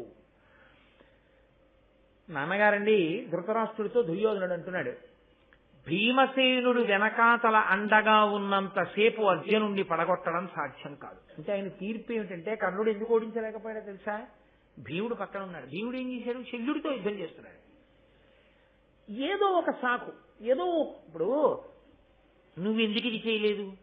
అవును, నేను ఇది ఎందుకు చేయలేకపోయాను? నా తప్పే. నేను నిన్నను అలా చేసి ఉండకపోవడం నా బలహీనత అన్నవాడు వృద్ధిలోకి వచ్చేవాడు. నిన్నను అలా ఎందుకు చేయలేకపోయాడో సాకులు వెతుక్కుని సమర్థించుకోగలిగిన వాడు నిచ్చెన మెట్టి ఇంకొకటి ఎక్కగలిగినవాడు. ఇంకా సమర్థించుకోవడం వచ్చేసిన తర్వాత అది అలవాటు అయిపోయిన తర్వాత ఇంకో మెట్టు మీద ఏమి ఎక్కుతావు? నువ్వు ఎలా నిలబడతావు? ఇక నిలబడలేదు. అసమర్థతే అలవాటు, ఆ సమర్థించుకోవడమే అలవాటు అయిపోయింది. సమర్థించుకోవడం అంటూ నువ్వు ప్రయత్నం మొదలెట్టాలి, కానీ ఎన్ని కారణాలైనా దొరుకుతాయండి. ఎన్ని కారణాలైనా చెప్పి నువ్వు చెయ్యవలసింది నువ్వు చేయకుండా వదిలేయచ్చు. కాదు, నిలబడాలి అన్నవాడికి అలా నిలబడలేకపోయిన కారణాలకు క్షమార్పణ అడిగి నిలబడే ప్రయత్నం చేస్తాడు. అక్కడ వస్తుంది తేడా. కాబట్టి కర్ణుడు ఉంటేట, భీముడు ఉంటేట అర్జునుడిని గెలవలేట, భీముడు లేకపోతేట కర్ణుడు అర్జునుడిని చంపేస్తాట. ఎంత అసహ్యంగా ఉంది ఆ మాట. దుర్యోధనుల్లా ఆలోచించకో, దుర్యోధనుల్లా మాట్లాడక, అసహ్యంగా ఉంటాయి అని నేర్పుతుంది మనకి భారతం. కాబట్టి భీముడిని చంపేయాలి నాన్నగారు. ఎప్పుడూ ఆ భీముడి మీదే పగ, ఎప్పుడూ భీముడి మీదే కక్ష. కాబట్టి భీముణ్ణి చంపేస్తే అర్జునుడిని చంపేయడం చాలా తేలిక. కర్ణుడిని చంపేస్తాడు. ఒక తండ్రి దగ్గర ఒక కొడుకు ఇలా మాట్లాడుతున్నాడంటే తండ్రి సిగ్గుతో తలంచుకోవద్దండి. ఆ తండ్రి బతికినట్ట, చచ్చి 100 మాటలు ఉరిదీయబడి చచ్చినట్ట. ఒక కొడుకు తండ్రి దగ్గర అలా మాట్లాడదామా? వచ్చి అందులో పాలు పంచుకుని తండ్రి మాట్లాడదామా? కళ్ళు ఎప్పుడో తీసేశాడు ఈశ్వరుడు, ఉండుంటే ఎంత ప్రమాదం వచ్చునో. ఓరి నాయనో, ఇలాంటి వాడురా అనేలా ఉంది పరమేశ్వరుడు, కళ్ళు లేకుండా చేశాడు. కాబట్టి నాన్నగారు, నేను కొన్ని ఆలోచనలు చెప్తాను, ఇందులో మీరు ఆలోచించండి. వాళ్ళు ఒక కూటమి కాకూడదు. ద్రుపదుడు, పాండవులు, ఈ యదు, వృష్ణి, భోజ, చేది వంశాల వాళ్ళందరూ కూడా, రాజులందరూ కలవకుండా చెయ్యాలి. 2, ద్రుపదుడికి పాండవులకి భేదం కల్పించాలి. మామగారికి అల్లుళ్ళకి గొడవ తీసుకురావాలి. లేదా చాలా గొప్ప అందగత్తెలు పాండవుల దృష్టిలో పడేటట్టు చేసి వాళ్ళు ద్రౌపదిని విస్మరించేటట్టు చెయ్యాలి. దానివల్ల ద్రౌపదికి కడుపు రగిలిపోవాలి. ఆవిడ ఏం చేసిందండి? వీడి ధనస్సు ఎక్కువ పెట్టలేకపోతే ఆవిడ అర్జునుడి మెడలో మాలేసింది. అదే వాడి అసూయ. కాబట్టి ద్రౌపదితో ఆనుకూల్యమైన దాంపత్యం వాళ్ళకి లేకుండా చేసి ఆ దంపతుల్ని విడతీసేయాలి. లేకపోతే ఎంత వాళ్ళ అన్నదమ్ములుగా ఉన్నా కుంతి సంతానం 3, మాద్రి సంతానం 2. మీరు ఇద్దరు తల్లుల బిడ్డలరా, మీరు అమాయకులు, మీరు కలిసి ఉండలేరని ఏదో మిష పెట్టి 5గురిని 3 కింద విడదీయాలి. అది కూడా సాధ్యం కాకపోతే భీముణ్ణి చంపేయాలి. ఇందులో ఏం చేద్దామని అడిగాడు. అందులో ఎవరి సమక్షంలోనో తెలుసా అండి? అగ్నికి వాయువు తోడని తండ్రి దగ్గర ఇలాంటివి మాట్లాడడానికి వెళ్ళేటప్పుడు పక్కన కర్ణుడు. అంటే ఈశ్వరుడు కర్ణుడి బలాన్ని ఎందుకు ఒక్కొక్కటి తీసిచ్చాడో చూడండి. ఇంత గొప్పవాడైనా కర్ణుడు చేరకూడని చోటుకి చేరాడు, ఈశ్వరుడు తీసేశాడు. చేరవలసిన చోటుకి చేరితే పెంచుతాడు. మీరు చూడండి, లోకంలో ఒక పువ్వులో ఉందనుకోండి ఒక చీమ, ఆ పువ్వు పరమేశ్వరుడి పాదాల మీద పడితే చీమ కూడా పరమేశ్వరుడి పాదాల మీద పడిపోతుంది. ఎంత గొప్ప ఇనప ముక్కైనా నీటితో స్పర్శ పొందిందనుకోండి తుప్పట్టి విరిగిపోతుంది, సంగదోషం పాడు చేసేస్తుంది. ఇంత ఇనుము తుప్పట్టి విరిగిపోయింది నీటికి. పనికి మాలిన చీమ పరమేశ్వరుడి పాదాల మీదకి వెళ్ళిపోయింది పువ్వులోకి వెళ్ళిన కారణం చేత. మీరేది పట్టుకున్నారు అన్నదాన్ని బట్టి కూడా మీకు అభ్యున్నత ఉంటుంది. కాబట్టి పక్కన కర్ణుడిని పెట్టుకున్నాడు. ఆ కర్ణుడికి ఎప్పుడూ కావలసింది ఏమిటంటే తాను అర్జునుడిని చంపేయగలను. నా అంత మనగాడు లేడు, ఆయనది అదో అతిశయం. ఆయనకి ఎప్పుడూ కీర్తి కండూతి. అర్జునుడిని చంపేయడం వల్ల పాండవుల్ని మిగిలిన వాళ్ళని చంపేసి కర్ణుడి స్నేహితుడు అవడం వల్ల దుర్యోధనుడు అటువంటి సామ్రాజ్యాన్ని పొందాడు అని అఖండ కీర్తిని సంపాదించాలని కోరిక. తాను మొనగాడా, తాను చంపగలడా? ఈశ్వరుడు ఈ వెర్రితనం పెట్టుకున్నాడు కాబట్టి ఒక్కొక్కటి తీసిచ్చాడు. ధర్మాత్ముల మీదకి ఎదురు వెళ్ళి నీకు ఎన్ని విభూతులున్నాయని పాడు చెయ్యాలని ప్రయత్నించావో ధర్మాత్ముడిని రక్షించడానికి ఈశ్వరుడు నీకున్నవన్నీ ఒక్కొక్కటి తీసేస్తాడు. ఇది సత్యం, భారతం నిరూపించింది. కాబట్టే కర్ణుడు పోయాడు. కాబట్టి ఇప్పుడు ఆ కర్ణుడు అన్నాడు, కాదు ఇవేవీ కుదరవు, ఇవేవీ చేయలేము మనం. ఎందుకో తెలుసా? ద్రౌపదీదేవి మహాపతివ్రత. ఆమె 5గురు భర్తల్ని అలా అనుగమిస్తుంది. కాబట్టి ద్రౌపదీదేవికి భర్తలకి విభేదం ఎందుకు వస్తుంది? పాండవులకి అందగత్తెల్ని ఎరచూపుదాం అంటున్నావు. ద్రౌపదీదేవి కన్నా అందగత్తెలు ఎక్కడున్నారు? అందగత్తెలు కనపడితే వెంటనే వెంటపడేంత నీకి మనస్తత్వం ఉన్నవాళ్ళు పాండవులు కాదు. 3 కుంతి మాద్రి పిల్లలని విడగొడదాం అనుకుంటున్నావు. అవి ఒక చేతి 5 వేళ్లు. వాళ్ళు అలా విడిపోయే వాళ్ళైతే ఎప్పుడో విడిపోవాలి. వాళ్ళని విడదీయడం సాధ్యం కాదు. రాజులందరూ ఒక కూటమి కాకూడదంటున్నావు. వాళ్ళ దగ్గర లక్షణం ఉంది. బంధువుల పట్ల ప్రేమ ద్రుపదుడికి ఉంది, పెద్దల పట్ల వినయం పాండవులకు ఉంది. కాబట్టి కలిసి ఉండకుండా నువ్వు చేయలేవన్నాడు. ఎంత పెద్ద మాట అండి! వాడు చేతకాని వాడైతే అయ్యాడు కానండి, శత్రుత్వంతో గొప్ప మాట చెప్పాడు. బంధుప్రీతి ద్రుపదుడిది. కాబట్టి ఆయన ఎక్కడెక్కడ ఉన్న వాళ్ళని రామయ్య రండి, బావగారు రండి అంటాడు, అమ్మగారు రండి అంటాడు. ప్రతి వాడిని పిలిచి బంధువులందరినీ కూర్చోబెట్టుకుని సంతోషిస్తుంటాడు. ఇంకా అల్లుళ్ళంటే ఉండదు. ఒక్కగానొక్క కూతురు, 5 అల్లుళ్ళు. అయ్యో అల్లుళ్ళు వచ్చి మన ఇంట్లో ఉండిపోయారని ఆయనకేం బెంగలేదు. అదృష్టం రా, చక్కగా అల్లుళ్లతో కలిసి ఉంటున్నాను హాయిగాను. మళ్ళీ వాడు వెళ్ళిపోయారంటే ఇది కుదురుతుంది ఏంటి? కాబట్టి అల్లుళ్లతో సంతోషంగా గడుపుతున్నాను, ఆయన సంతోషంగా గడుపుతున్నాడు. అల్లుళ్ళు బరువు అని చెప్పి బంధువుల మీద విముఖత ఉన్నవాడైతే ద్రుపదుడిని విడదీయచ్చు. ఆయనకి బంధుప్రీతి. ఎంత మా మామగారు అయితే మాత్రం సింహాసనం మీద ఆయన కూర్చుంటాడు, దుష్టజ్ఞుడు యువరాజు, ఇక్కడ మేమే పనికి మాలిన వాళ్ళం అంతఃపురంలో ఉత్తినే అలా కూర్చుని వెళ్ళి విరుచుకుంటూ మా మామయ్య గారు అల్లుళ్ళమని చెప్పుకుంటూ తిరగాలి అని అనుకునేవాళ్ళు కారు. మా మామగారికి అల్లుళ్ళమని చెప్పుకోవడం కూడా గొప్ప విషయమే. ద్రుపదుడికి అల్లుడని చెప్పుకోవడం తప్ప అని సంతోషంగా, అవును నేను ద్రుపదుడి అల్లుళ్ళం అని చెప్పుకోగలిగిన వినయం ఉన్నవాళ్ళు పాండవులు. ఎలా విడదీస్తావు? కుదురుతుందా? ఇవేవి పనికిరావు. కర్ణుడికి ఎప్పుడు ఏమిటో తెలుసా అండి? అర్జునుడిని చంపేసి కీర్తి సంపాదించేద్దాం, అదో వీరి ఆయనకి. కాబట్టి ఆయన అన్నాడు, ఘనమగు విక్రమంబునన కాదు జగత్రితయంబు పాకశాసనుడు జయించే భూతలము సర్వము మున్ భరతుండు విక్రమంబునన జయించే విక్రమము భూరి యశ ప్రియులైన రాజనందనులకు సర్వ సాధనము ధర్మము శత్రు నిబర్హణంబులన్. పూర్వం దేవేంద్రుడు పరాక్రమంతో లోకాలన్నిటినీ గెలిచాడు. భరతవంశంలో పుట్టిన రాజులందరూ పరాక్రమంతో రాజ్యాల్ని స్వాధీనం చేసుకున్నారు. నా పరాక్రమంతో అర్జునుడిని నిర్జిస్తాను, చంపేస్తాను, పాండవుల్ని మిగిలిన వాళ్ళని చంపేద్దాం. అర్జునుడు చచ్చిపోతే పెద్ద విషయం ఏంది? ఈయనంటాడు నువ్వు అర్జునుడిని చంపేస్తావు అంటాడు, ఈయనంటాడు నువ్వు భీముడిని చంపేస్తావు అంటాడు. ఇద్దరు ఆఖరి వాళ్ళిద్దరి చేతితో చచ్చిపోయాడు. అది విచిత్రం. నువ్వు భీముడిని చంపేస్తావు. ఇంకా ధర్మరాజునే ఉంది, పురుకోస పెట్టి కట్టేయచ్చు. నకుల సహదేవులు పారిపోతారు పిల్లలు, వాళ్ళకి యుద్ధం ఏమిటి అసలు, వాళ్ళకి అంత తేలిక. కాబట్టి యుద్ధానికి వెళ్ళిపోదాం, గొడవ వదిలిపోదు అంటే ధృతరాష్ట్రుడు అన్నాడు, నేను మీతో మనవి చేశాను కదా, కడుపులో మాటాయి బయటపడ్డాడు ధృతరాష్ట్రుడు.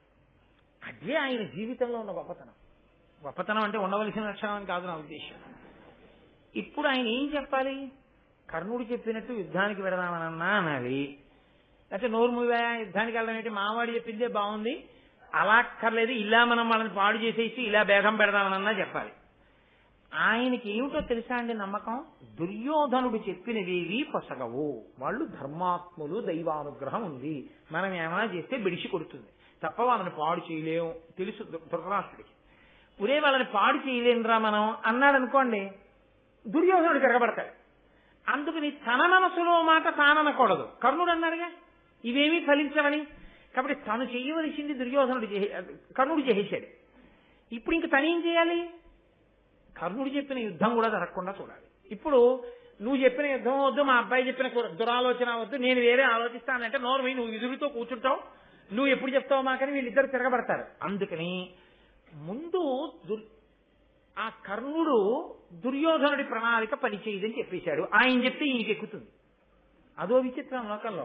కన్న తండ్రి చెప్తే చెవికెక్కదు, తల్లి చెప్తే చెవికెక్కదు, మధ్యలో వస్తాడు ఎవడో. ఆ వచ్చినవాడు వాడేం చెప్తే కడుపున పుట్టిన వాడికి అంత గొప్ప. తండ్రి కన్నా గురువు, తల్లి కన్నా గురువు, వాళ్ళిద్దరికన్నా ఆత్మబంధువులు లోకంలో ఉంటారా? వాళ్ళిద్దరూ కాదని ఎవడో చెప్పిన మాట నువ్వు వింటావా? అలా ఉంటుంది లోకంలో. కాబట్టి కర్ణుడు చెప్పింది దుర్యోధనుడు వింటాడు. ఇప్పుడు కర్ణుడు చెప్పాడు కాబట్టి ఈ కుతంత్రం మానేడు. ఇప్పుడు యుద్ధం లేకుండా చెయ్యాలంటే ఇంకోళ్ళు వచ్చి చెప్పాలి. అందులో కూడా పన్నాగం ఏమిటో తెలుసా అండి? కర్ణుడు చెప్పింది సరేనన్నాడు అనుకోండి, దుర్యోధనుడు కర్ణుడు యుద్ధానికి వెళ్ళారనుకోండి, దుర్యోధనుడు చచ్చిపోతే ఈయనకి కడుపు తీపి, భయం, పాండవుల మీద యుద్ధం అంటే భయం. కర్ణుడు చచ్చిపోతే తర్వాతి కాలంలో దుర్యోధనుడు ఎలా వృద్ధిలోకి వస్తాడు? భయం. కాబట్టి ఇప్పుడు యుద్ధం అంటూ జరిగితే వీళ్ళిద్దరే వెళ్ళకూడదు, భీష్మద్రోణుల్ని కూడా లాగాలి రంగంలోకి, వాళ్ళని కూడా పంపాలి యుద్ధానికి. భీష్మద్రోణులు వెళ్ళారనుకోండి, పాండవులు కాదు, ద్రుపదుడు కాదు, ఎవరు నిలబడతారు? స్వచ్ఛంద మరణం ఉంది, ఆచార్యుడు ద్రోణుడు. ఇప్పుడు వాళ్ళిద్దరిని ఎలా లాగాలి రంగంలోకి? అసలు వాళ్ళిద్దరు ఎడతారా అంటే ఈయన నమ్మకం ఏమిటో తెలుసా అండి? ద్రోణాచార్యులు వారికి ద్రుపదుడితో పూర్వాశ్రమంలో గొడవలు ఉన్నాయిగా, ఆయన అవమానించాడుగా. ఇప్పుడు యుద్ధం అంటే ఏమైనా ఉత్సాహపడి సరే ద్రుపదుడికి బుద్ధి చెప్పవలసిందే, రండి వెడదాం అంటాడేమో. ద్రోణుడు ఆ మాటని వెళ్ళిన తర్వాత భీష్ముడు వెళ్లకుండా ఉంటాడా? భీష్ముడు వెళతాడు. ద్రోణుడు ఎడితే అశ్వత్థామ ఎడతాడు. ద్రోణుడు అశ్వత్థామ భీష్ముడు వెడితే మిగిలిన వాళ్ళు ఎడతారు. వాళ్లతో కర్ణుడిని దుర్యోధనుడిని పంపిస్తే పాండవుల్ని చంపేయడం తేలికైపోయింది. కాబట్టి ఇప్పుడు కేవలం కర్ణుడు యుద్ధానికి వెళ్ళిపోదాం అన్నాడని కర్ణుడికి అలాగే అనకూడదు. భీష్మద్రోణుల్ని పెద్దరికం అన్న పేరుతో పిలవాలి, నిజంగా వాళ్ళ మాట వినడానికి కాదు, పిలవాలి. వాళ్ళకి ద్రుపదుడి మీద కోపం ఉండడం వల్ల ద్రోణుడు వెంటనే సరే వెడదాం, ద్రుపదుడి మీద యుద్ధం కదా విడిపోదాం అన్నాడు అనుకోండి, ద్రుపదుడి మీద ద్రోణుడుకున్న కోపాన్ని అడ్డు పెట్టుకుని దీన్ని వాడుకుని పాండవుల్ని పాడు చేయాలి. కళ్ళంటే లేవు కానండి, ఎన్ని ఆలోచనలు ఉన్నాయనుకుంటున్నారు ధృతరాష్ట్రుడికి. ఏది తన నోటితో బయటపడ్డా, ఏది తను బయటపడ్డా. నాకు పూర్వం ఒక పెద్ద ఆయన, చాలా మంచి ఆయన అనుకోండి, ఆయన చాలా పెద్ద ఆయన, మోకాళ్ళవి నొప్పులు, చాలా మంచివాడు ఇష్టమంటే ఆయన, చెడ్డవాడు మాత్రం కాడు. ఆయన దగ్గర ఒక చమత్కారం ఉండేది. ఏదో అలా చేపలు పడున్నాయనుకోండి, ఒక్కసారి చెయ్యవరా, లేస్తాననేవాడు. ఎవరో అక్కడ నించున్నవాడిని, ఒంట్లో ఓపిక ఉన్నవాడిని. అంటే ఆయన చెయ్యిస్తే ఎందుకు ఇప్పుడు లేవడం ఎందుకు, కూర్చోండి అన్నాను అనుకోండి, చేపలు మడత పెడదామని అనేవాడు. దానికి మీరెందుకంటే కూర్చోండి నేను మడత పెట్టేస్తాను, వాడు మడత పెట్టేవాడు. ఈయన నువ్వురే చేపలు మడతెట్టు అనేవాడు కాదు, ఒరే నన్ను కొంచెం లేపు ఆ చేపలు మడతెడతాను అనేవాడు. నేను మడత పెట్టేస్తాను ఏంటని వాడు మడత పెట్టేస్తాడు. ఈయన పక్కవాడి వంట చూసో దొంగనం ఉన్నది. చాలా చమత్కారం అనమాట. అంటే తను చెప్పి చేయించడం కాదు, చమత్కారంగా తను చేయించాడు. నేను వెళ్ళొస్తానయ్యా, కూర్చోలేను, వెనకాతల గబుక్కుని పడిపోతానేమో భయం, సరే ఏం చేస్తాను మరి, ఆయన్ని పిలవాలి, పెద్దవారు బాగుంటుందా, ఎవరమన్నా వెళ్ళి పిలవకపోతే నేను ఎలాగోలా కూర్చుంటాను, మెల్లిగా డ్రైవ్ చేసుమా అంటే బాబా, ఎందుకంటే పెద్దవారు మీరు పడిపోతే నేను వెళ్తాను లేండి అని ఇంకో పనుంది వెళ్ళాలన్నవాడు ఏం చేసేవాడంటే అలా వెళ్ళిపోగలడా, వాడు వెళ్ళేవాడు, వాడు వెళ్ళి పని చేసుకొచ్చేవాడు. ఈయన చాలా సంతోషం, ఎంత మంచి మనసుతో వెళ్ళొచ్చావా అనేవాడు. అయితే పాడు చేసేవారు కాదండో ఎవరినైనా, చాలా మంచివారు ఆయన. కానీ అదో చమత్కారం జీవితంలో. అంత అందంగా చక్కగా ఉండు విస్తళ్ళు వేసేస్తానని, బాబు మీ దగ్గర వేస్తారని అందరికీ ఓవా విస్తళ్ళు వేసేవారు. అన్నీ అంతే, నేను చేసేస్తానని చెప్పి అందరితో చేయించేసేవాడు ఆయన. ఆయన చేసేది భోజనం ఒకటే, అది పక్క వాళ్ళు చేయకూడదు కాబట్టి. అంత అందంగా ఉంటుంది, ఒక్కొక్కరి యొక్క చమత్కారం అలా ఉంటుంది. అలా ధృతరాష్ట్రుడు కూడా ఎంత చమత్కారమైన వాడంటే ఏది తను బయటపడ్డావు, బయట పడేటట్టు ఇతరుల్ని చేస్తాడు. తనకి కలిసి వస్తే కలిసి వస్తుంది, కలిసి రాలేదనుకోండి, భీష్మద్రోణులు చీనూర్మి దుర్యోధనానికి బుద్ధి ఉందా లేదా అన్నారు అనుకోండి, పోతే కర్ణుడు మాట పోతుంది, యుద్ధానికి వెళ్ళడం మానేస్తాడు. తనేమంటాడు, ఏమీ అండవు, భీష్మద్రోణులు మంచివాళ్ళని అండవు. భీష్మద్రోణులు పెద్దరికం నిలబడ్డాలంటే లోపలికి తీసుకెళ్లి మాట్లాడాలి వాళ్ళతో. ఈ పిల్లల ముందు తీసుకొచ్చి వీళ్ళతో మాట్లాడిపించడం ఎందుకు? ఆఖరణ ఒకవేళ భీష్మద్రోణులు బుద్ధి ఉందా లేదా నీకు, ఆ పిల్లలు ఎదురుకుండా ఎందుకు పిలిచారు అంటే, ఏం చేయను పిల్లాడు కదా మీరు బుద్ధి చెప్తారనుకున్నానంటాడు. అంత చమత్కారమైనటువంటి వ్యక్తి. కొందరి గడుసుతనం అది చాలా గడుసుతనం అనుకుంటారు, ఆఖరికి ఆ గడుసుతనం ఏం చేస్తుందంటే వాడిని చంపేస్తుంది. వెనకటి ఒకడు వైద్యుడి దగ్గరికి వెళ్ళి, అదే పనిగా తాగుతున్నావు చచ్చిపోతావా అలా తాగితే, చూడు ఇదిగో మద్యం ఈ గ్లాసులో పోసాను, ఇందులో 4 చీమలు వేస్తున్నాను, చూడు ఎలా చచ్చిపోతాయో అని 4 చీమలు వేశాడు డాక్టర్ గారు. ఆ చీమలు ఆ మద్యంలో వేయగానే అవి గిలగిలా కొట్టుకుని చచ్చిపోయాయి. చూసావా, నువ్వు ఇలాగే చచ్చిపోతావు, అందుకే తాగద్దన్నాను ఆ మద్యం అంటే. ఆయన అన్నాడు, అందుకే నేను తాగుతాను, నా కడుపులో ఉన్న క్రిములు చచ్చిపోతాయని. గడుసుతనం వరకు బాగుందేమో, డాక్టర్ గారు చెప్పిన సలహా యొక్క హృదయం నువ్వు పాటించినప్పుడు ఖర్చు ఊరుకుంటావు. ఎందుకు ఆ గడుసుతనం, పనికి మాలిన గడుసుతనం అలా ఉంటుంది ధృతరాష్ట్రుడి గడుసుతనం అంతా. కాబట్టి ఆయన యుద్ధం అంటున్నావుగా, పెద్దవాళ్ళని కూడా సంప్రదిస్తే బాగుంటుంది, భీష్మద్రోణులకి కబురు చేస్తాను వాళ్ళు వస్తారన్నాడు. నిజంగా భీష్ముడి కర్మ అండి, ఈయన పిలిస్తే ఆయన రావాలా, పాపం ఆయన మర్యాద అటువంటిది, ఆ వంశోద్ధరణ కొరకు అలా కట్టుబడ్డాడు ఆయన. కాబట్టి ఆ భీష్ముడు వచ్చాడు, ద్రోణుడు వచ్చాడు, ఇద్దరూ పెద్దవాళ్ళు, వాళ్ళ మాటకు గౌరవం ఏడవాలి. నిజంగా సంస్కారం ఉన్న వాళ్ళైతే వచ్చి కూర్చుంటే భీష్ముడికి ఈ మాట చెప్పాడు. కర్ణుడు యుద్ధం చేద్దామంటున్నాడు, యుద్ధం చేసి ఆ పాండవుల్ని పాడు చేసేద్దాం అంటున్నాడు, శత్రువు పెరగకూడదంటున్నాడు, ఏమంటారు మీరన్నాడు. అంటే భీష్ముడు అన్నాడు, ధీరులౌ ధృతరాష్ట్ర పాండులతి ప్రశస్త గుణుల్ ప్రసిద్ధోరు కీర్తులు, నాకు ఇద్దరు ఒక్క రూప తలంపగా వీరు వారను అట్టి బుద్ధి విభేదమెన్నడూ లేదు, గాంధారీ పుత్ర శతంబునందు వృధా తనూజుల ఎందునన్. ఆయన అన్నాడు, అయ్యయ్యో పాండవుల మీదకి యుద్ధానికి వెళ్ళి చంపేద్దామా, నిన్నగాక మొన్న పెళ్లి చేసుకున్నారా, నేను తాతనయ్యా, నేను వీడికి ఎలా తాతనో పాండవులకు కూడా అలాగే తాతని, నాకు కుంతిపుత్రులు అని నాకు మమకారం లేదు, గాంధారీ పుత్రులు అని కోపం లేదు, నాకు వీళ్ల మీద ఎంత ప్రేమ ఉందో వాళ్ళ మీద అంత ప్రేమ ఉంది, ఈ మనవల కోసం ఆ మనవల్ని ఎందుకు చంపడం, నేను ఏది చెప్పినా పక్షపాతం లేకుండా ఉన్న మంచి మాట చెప్తాను. ధృతరాష్ట్ర మహారాజా, అసలు యుద్ధం ఎందుకు యుద్ధం చేసి వాళ్ళని చంపేయడం, వాళ్ళు అర్హులు కారా రాజ్యానికి, నువ్వేగా చేసావు ధర్మరాజుకి యువరాజ్య పట్టాభిషేకం, పోని రాజ్యం అంతా ఇవ్వవా, అర్ధరాజ్యం ఇచ్చి పాండవులకి నీకు కీర్తి కలుగుతుందయా, పెద్దనాన్న ఆదరించాడు అర్ధరాజ్యం ఇచ్చాడంటారు, వాళ్ళ నీ మాటకి ఎదురు చెప్పేవాళ్ళు కాదు, అర్ధరాజ్యం ఇస్తే అర్ధరాజ్యం తీసుకుని వెళ్ళిపోతారు. మనిషి చనిపోతాడేమో, శరీరం చనిపోతుందేమో, కీర్తి చనిపోదు.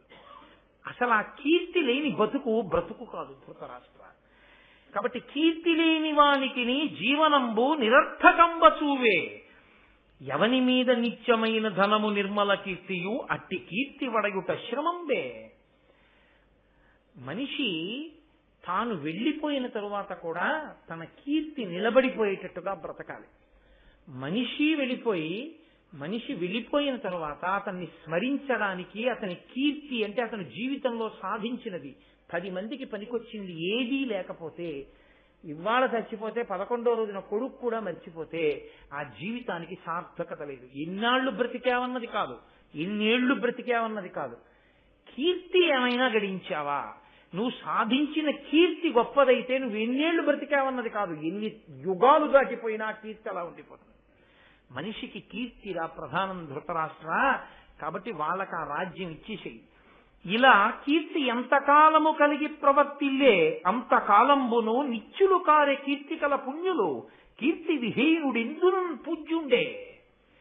మనిషి శరీరం వెళ్ళిపోతుందేమో కానీ కీర్తి బతికున్నంత కాలం మనిషి బ్రతికే ఉంటాడు.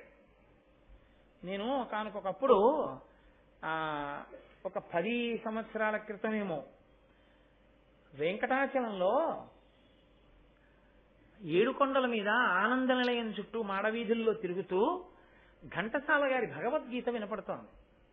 నేను నా భార్యతో అన్నాను, ఘంటసాల గారు వెళ్ళిపోయి చాలా సంవత్సరాలు అయిపోయినా ఆయన కంఠం, ఆయన వాణి ప్రతిరోజు వెంకటాచలం కాదు, ఎన్ని క్షేత్రాల్లోనో ఎన్ని ఇళ్లల్లోనో ఆనాడు కృష్ణుడు ఎలా చెప్పాడో కానీ అంత గంభీరంగా వాణి భగవద్గీత అలా వినపడుతూనే ఉంది. ఆయన శరీరం చనిపోయింది కానీ ఆయన కీర్తి చేత ఆయన ఇంకా బ్రతికే ఉన్నాడు. అలా నా జీవితం మొత్తం మీద ఎప్పుడైనా నేను భగవంతుడి గురించి చెప్పుకున్న మాటలు ఒక్క దేవాలయంలో వినపడితే నా జన్మ సార్థకం కదా అన్నా. నేను అత్యంత వినయంతో చెప్పుకుంటాను, గర్వంతో కాదు ఈ మాట చెప్పేది. ఒకానకొకప్పుడు నేను కారులో కోనసీమ వెడుతున్నాను ఉపన్యాసం చెప్పడానికి.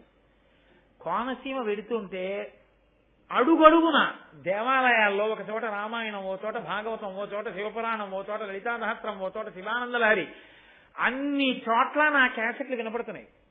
వినపడుతుంటే నేను ఎంతో సంతోషించాను, ఈశ్వరుడికి కృతజ్ఞత చెప్పాను. నా గర్వం కాదు అది. నేను ఒక దేవాలయంలోకి వెళ్ళాను, అసలు ఈ క్యాసెట్ వేసి పరిస్థితి ఎలా ఉంటుందో అక్కడ చూద్దాం. చాలా మంది కూర్చుని నిశ్శబ్దంగా వింటున్నారు. వాళ్ళని నేను అడిగాను, దర్శనం చేసి గంట కొట్టకండి అన్నాడు అర్చకుడు. ఏమన్నాను, వాళ్ళందరూ కోటేశ్వరరావు ఉపన్యాసం వింటున్నారు, గంట కొట్టకండి. నేను తెల్లబోయాను. నేను చాలా ఆశ్చర్యపోయి దర్శనం చేసేసుకుని కొంచెం దూరం వెళ్ళి అందులో ఒక అతను కాస్త గోడ దగ్గర నిల్చున్న అతను అడిగా, ఎవరిదయా ఉపన్యాసం అన్నాను. కోటేశ్వరరావు కాకినాడలో ఉంటారండి అన్నాడు. నువ్వు ఎప్పుడన్నా చూసావా ఆయన్ని అన్నాడు. నేను ఎప్పుడు చూడలేదండి, మా ఊరు ఎప్పుడన్నా పిలుద్దాం అనుకుంటున్నాం, రోజు సాయంకాలం ఇక్కడ ఆయన ఉపన్యాసం వింటుంటామండి, అందరం వచ్చి కూర్చుంటామన్నారు. నేనే కోటేశ్వరరావు అని చెప్పలేదు. నేను చాలా సంతోషంగా కారు ఎక్కి వెళ్ళాను. అది వేరు విషయం అనుకోండి. కానీ నేను మీతో ఎందుకు మనవి చేస్తున్నానంటే, తెలిసో తెలియకో, వచ్చో రాకో, నాకు పాండిత్యం ఉందో లేదో, నేను చదవగలనో చదవలేనో, నేను మాట్లాడగలనో మాట్లాడలేనో, కానీ భగవంతుడి గురించి చెప్పుకోవాలి అని తాపత్రయపడి చెప్పుకున్నందుకు అలా వినపడింది. కొన్నాళ్లు వెళ్ళిపోయిన తర్వాత, కొన్ని సంవత్సరాల తర్వాత నా శరీరం పడిపోవచ్చు, కానీ నా కొడుకో నా మనవడో అలా వెళ్ళిపోతూ తాతగారి కంఠం ఈ గుళ్ళో వినపడుతోందని వాడు వింటే నా శరీరం చచ్చిపోవచ్చు, కానీ నా కీర్తి చేత నేను బ్రతికుంటానా? బ్రతికున్నాను. భీష్ముడు ఆ రోజు చెప్పిన మాట, కీర్తి చేత బ్రతికే ఉంటావు, కీర్తి లేని నాడు నీ శరీరంతో నువ్వు చచ్చిపోతావు, ఇక నీ పేరు ఎవ్వరూ స్మరించు. ధృతరాష్ట్ర, అపకీర్తి చేత చచ్చిపోకు, నువ్వు బతుకుతానని అనుకోకు. కోడలు వచ్చింది, ఘటోత్కచుడు పుట్టేశాడు, తాతవు కూడా అయిపోయావు, ఎంతకాలం ఉంటావు? కీర్తి చేత బ్రతికే ఉండు. బ్రతికే ఉండాలంటే పాండవులకు అర్ధరాజ్యం, వాళ్ళు నీ కొడుకులు కారా? నీ తమ్ముడి బిడ్డలు నీ బిడ్డలు కారా? ఎందుకు యుద్ధం ఏమిటి? కాబట్టి వాళ్ళకి రాజ్యం అంటే వెంటనే ద్రోణాచార్యుల వారు అన్నారు, విలసద్ధర్మ విశుద్ధ వృత్తులు, వయోవృద్ధులు, కుశాగ్రీయ బుద్ధులు, మధ్యస్థులు, కార్య నిర్ణయ సమర్థుల్, మానమాత్సర్య దూరులు, నాజాలిన వారి పల్కులకు వైరజ్యంబుగా వించునజ్ఞులు, భూనాథున కప్తులు సకులునై శోషింతురత్యంతమున్. పెద్దలైనటువంటి వారు ఎవరున్నారో అటువంటి పెద్దలైనటువంటి వారు చెప్పినటువంటి మాట విననటువంటి వాళ్ళు, పెద్దలు చెప్పినటువంటి మాట తలకెక్కించుకోకుండా వారి మాటలు పెడచెవిని పెట్టి ఈసడించి ప్రవర్తించేటటువంటి వాళ్ళు రాజు పక్కకి చేరితే వారి వలన రాజుకి అభ్యుదయం కలగదు, పాడైపోతాడు. కాబట్టి పెద్దరికం తన వలన ఉండదు, పెద్దరికం అవతలవాడు గౌరవించడం మీద ఉంటుంది. యువతలవాడు చాలా పెద్ద మనిషే, అవతలవాడికి ఆ పెద్దరికాన్ని గుర్తించడం చేత కాదు. ఎంతటి వాడిని ఉదయనగలిగిన సమర్థత వాడికి ఉంది అంతే. ఇప్పుడు ఈయన పెద్దరికానికి లోటు వచ్చిందా అంటే లోటు లేదు, కానీ ఆయన దృష్టిలో ఈయన పెద్ద మనిషా కాడు. ఆయన దృష్టిలో ఈయన పెద్ద మనిషి కాడేమో. అలాంటి వాణ్ణి రాజు దగ్గర పెట్టుకుని వాడి మాటలు వింటే రాజు కూడా పాడవుతాడు. ధృతరాష్ట్ర దుర్యోధన కర్ణుని ఉద్దేశించి చెప్పాడు ఈ మాట పేరెత్తకుండా. చెప్పి తనరుచు దైవయుక్తిమయి ధర్మము సత్యము తప్పకున్నయ యనఘులపై పైతృకంబైన అంశము మిన్నక వజ్రపాణికైనను కొన పొలునయ్యా కురునందన పాండుతనూజులున్న వారని విని వారికిందగు ప్రియం వనరింపక ఇంకి ధరువువే. అసలు పితృ సంబంధంగా పాండురాజు పరంగా పాండవులకు రావలసినటువంటి రాజ్య భాగం ఏదుందో అది ఇవ్వకుండా బతకడం నీకు కాదు, దేవేంద్రుడే అడ్డొచ్చినా పాండవులు మేం పొందేద్దామని సంకల్పం చేస్తే ఇంద్రుడు అడ్డుపడగలడని నువ్వు అనుకుంటున్నావా? చీల్చేస్తారు పాండవులు. నిన్నెందుకు చేయలేదో తెలుసా? పెద్దనాన్నవని గౌరవంతో ఊరుకున్నారు. నువ్వే పిలుస్తావు ఏదో ఒకనాడని. ఆ గౌరవాన్ని నిలబెట్టుకో. యుద్ధానికి ఎడతావా వాళ్ళ జోలికి? యుద్ధానికి వెళ్ళి చంపగలిగిన మొనగాడివా నువ్వు? అర్జునుడి యొక్క శక్తి ఏమిటో తెలుసా నీకు? చీల్చి చెండాడుతాడు సైన్యాన్ని. కాబట్టి వీళ్ళ మాటలు వినకండి. అంటే కర్ణుడు అన్నాడు, మహారాజా మీరు వాళ్ళ మాటలు వినకండి, ముసలి వాళ్ళు, వాళ్ళకేం తెలుసు. కర్ణుడి శక్తి ఎంత, నేను అనుమతింపబడితే వాడి బతుకెంత. ఆయన భీష్మద్రోణుల గురించి మాట్లాడగలిగినటువంటి సమర్థుడు. అదే మాట్లాడగలిగిన తీరు. పెద్దలైన వారి యందు పెద్దరికం గుర్తించకపోవడం ఒక తప్పైతే ముసలాళ్ళు అనడం రెండో తప్పు. ముసలాళ్ళు వాళ్ళు వాళ్ళకు అనుకూలమైన మాటలే చెప్తారు, వాళ్ళకి ఏవి అనుకూలంగా ఉంటాయో అవి చెప్తారు.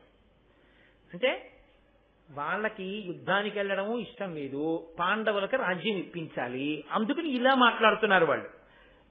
అసలు పాండవుల్ని దగ్గరికి చేర్చుకోమని చెప్పడం తప్పు కాదా? తన బిడ్డకి రావలసిన రాజ్యం ధృతరాష్ట్రుడిని విప్పించకుండా వాళ్ళకి రాజ్యం ఇవ్వాలా? అర్ధరాజ్యం. ఇది ధర్మమా? ఇది న్యాయమా? వీళ్ళు ఎటువంటి వాళ్ళో తెలుసా ఈ భీష్మద్రోణులు ఇద్దరు? పూర్వం వెనకటికి మగధ రాజ్యాన్ని నితంతువు అనబడేటటువంటి రాజు పరిపాలించేవాడు. ఆ రాజు దగ్గర ఒక టక్కరి మంత్రి ఉండేవాడు. రాజు బాగా వృద్ధుడై ఊపిరితో మాత్రమే బ్రతికున్నాడు. ఇంకా అటువంటి రాజుని పక్కకి తోసేసి మంత్రి రాజ్యాన్ని ఆక్రమించాడు. ఆ మంత్రి ఎటువంటి వాడో, ఎటువంటి శఠుడో ఈ భీష్మద్రోణులు అటువంటి వాళ్ళు. నీ రాజ్యాన్ని కబళించి పాండవులకు ఇవ్వాలని చూస్తున్నారు. రాజ్యం కావాలనుకుంటే ధృతరాష్ట్రుడికి వస్తుందండి, భీష్ముడే కూర్చుంటే సింహాసనం మీద. ఆయన ఎంతటి త్యాగి, ఎంతటి మహానుభావుడు, ఎంత ధర్మాత్ముడు. సత్యవతి అడిగితేనే పుచ్చుకోలేదు కదా. నిన్న గోక మొన్న పుట్టినవాడు భీష్ముడి ముందు ఏ పాటి నిలబడగలడు? భీష్ముడితో మాట్లాడడానికి అర్హత లేనివాడు. భీష్ముణ్ణి ద్రోణుణ్ణి అధిక్షేపించి ధృతరాష్ట్రుడితో మాట్లాడడమా? ఒళ్ళు పై తెలియకుండా మాట్లాడాడంటుంటారు చూసారా? ఇదిగో ఇలాంటి ప్రేలాపన. ద్రోణుడు వెంటనే అన్నాడు, మేము చెడ్డవాళ్ళమా, నువ్వు మంచివాడివా? మా ఇద్దరికన్నా కూడా నువ్వు ధృతరాష్ట్రుడికి హితుడివా? మేము ధృతరాష్ట్రుడికి హితం చెప్పలేని వాళ్ళమా? ధృతరాష్ట్రుడిని పాడు చేసేవాళ్ళమా? నీ కరపుల నిక్కరుకుల మాకులతం పొందుటేమి ఆశ్చర్యము, సామ్యాకృతులు కానివారల వాకులు శిక్షలు ఉపద్రవంబులు కావే. అసలు ఒక వ్యక్తి సలహా చెప్పాలన్నా, ఒక వ్యక్తి మాట్లాడాలన్నా ఆ వ్యక్తికి ప్రథమంగా ఒక గుణం ఉండాలి. అతను శాంతుడై ఉండాలి. అసలు ఆ శాంతము లేనివాడెవడో వాడు మాట్లాడడానికి అనర్హుడు, వాడు సలహా చెప్పడానికి అనర్హుడు. అసలు నీకు శాంతమే లేదు. నువ్వు ఎప్పుడూ యుద్ధానికి కలిగిపడిపోయి అర్జునుడిని కొట్టేస్తానంటావు. నోరు విప్పితే నువ్వా సలహా చెప్పేవాడివి, నువ్వా శాంతం లేనివాడివి, రాజుకి సలహా చెప్పడానికి అర్హుడవు. కాబట్టి కర్ణుడా నువ్వు మాట్లాడకన్నాడు. ఇంకా భీష్మద్రోణులు కొద్దిగా మెతకగా మాట్లాడారు. ద్రోణుడు చెప్పాడు, ఆ పాండవులతో యుద్ధం చెయ్యలేవయ్యా అని. వెంటనే విదురుడు జోక్యం చేసుకున్నాడు. విదురుడి మాట ధృతరాష్ట్రుడితో బాగా పరిచయం ఉన్న మాట. ఎందుకంటే ఎప్పుడూ వింటూ ఉంటాడు విదురుడి మాట. విదురుడి మనసు కలుక్కుమందండి భీష్మద్రోణులు అంతంత మాటలంటే. వెంటనే విదురుడు అన్నాడు, ధర్మార్థవిత్తముల్ తథ్యవాదులు వయోవృద్ధులు మధ్యస్థ విమలమతులు ద్రోణ గాంగేయులు దురిత విదూరులు నిన్నెందిగరిపిరి నిమ్మితోడ దాన్ని చేయుట ధర్మవు వారల కంటే హితుల్ నీకు కలరే ఒరులు దుర్యోధనుండును దుశ్శాసనుండును కర్ణుండు శకినియు గరము బాలురు ఎరుగరిదియు ధర్మవిధి అధర్మమని అట్టివారి పలుకులాచరించి వినక పాండుసుతల వేగ రావించి వారలకు ప్రీతి అర్ధరాజ్యమిమ్ము. ధర్మానికి కట్టుబడిన వాళ్ళు భీష్మద్రోణులు. వాళ్ళు ఎన్నడూ నిజాన్ని మాత్రమే పలికేవాళ్ళు, వృద్ధులైనటువంటి వారు. వాళ్ళు ఇద్దరి యందు సమానమైన ప్రేమ కలిగిన వాళ్ళు. అటువంటి ద్రోణుడు గాంగేయుడు వాళ్ళని అంతంత మాటలు అనడమా? అయినా ధర్మం తెలుసున్న వాళ్ళిద్దరెక్కరా? అసలు ఇది ధర్మము ఇది అధర్మము అన్న విషయమే తెలియనటువంటి ఈ దుర్యోధనుడు దుశ్శాసనుడు కర్ణుడు శకుని వీళ్ళెక్కడా? వీళ్ళ నీకు సలహా చెప్పేవాళ్ళు? వీళ్ళ వాళ్ళ పెద్దరికాన్ని ఎంచగలిగిన వాళ్ళు? వీళ్ళ మాటలా నువ్వు వింటావు? వీళ్ళ మాటలా నీకు హితం చేకూరుస్తాయి? ఇప్పటికైనా రాజా, ఎవరి మాట వినాలో ఎవరి మాట విని ఎలా నిర్ణయం చేసుకోవాలో జీవితంలో నేర్చుకో. నీ ఎదట పెద్దలిలా అవమానింపబడమా తప్పు కాదు. పాండవులు మహాబలవంతులు, ఏమనుకుంటున్నావో కారణ జన్ములు. వాళ్ళ బలం ముందు నీ కొడుకు కాదు, కర్ణుడు కాదు, నీ కొడుకులందరూ కాదు, అందరూ కలిసి 3 లోకములు ఎదురొచ్చినా చీల్చి చెండాడతారు పాండవులు. వాళ్ళు వాళ్ళ బలంతోనే గొప్పవాళ్ళు. ఇప్పుడు యజ్ఞగుండం నుండి ఆవిర్భవించినటువంటి దృష్టద్యుమ్నుడు భావమరిదిగా వాళ్లతో కలిసి ఉన్న కారణం చేత ద్విగుణీకృతమైనటువంటి బలం ఉన్నవాళ్ళు. అది చాలదన్నట్టు బలదేవ శ్రీకృష్ణుడు వాళ్లతో కలిశారు. పైగా పాండవుల వినయం గొప్పది. వాళ్ళు నీ పుత్రులు కారా, నీ కొడుకులు కారా? నా కొడుకులంటావు, నా కోడలంటావు. నీ కొడుకులకి మనుష్య ప్రయత్నం ఉంది, పాండవులకి మనుష్య బలంతో పాటు దైవ సహాయం ఉంది. వాళ్ళు ధర్మం ఉన్నవాళ్ళు. బలదేవాచ్యుత సాత్యకుల్ తమకు నొప్పున్ మిత్రులం కూర్చుమంత్రుడుగా దైవము మానుషంబు కల నిత్యుల్ నీకు దుర్యోధనాదుల కంటెన్కడు భక్తులెంతయు వినీతుల్ వీరుల పాండవ పుత్రులు నీ పుత్రులు కారే వారి తగునే దురస్తులం చెయ్యగం. నీ కొడుకు నిరంతరం నీ మీద తిరగబడతాడు. నువ్వేం నాన్నవి నాన్న అంటాడు, నిన్ను విమర్శిస్తాడు. మాకు తెలియదు అనుకుంటున్నావా? మాకు అన్నీ తెలుసు. ఒక్కనాడు పాండుకుమారులు నిన్ను అలా అన్నారా?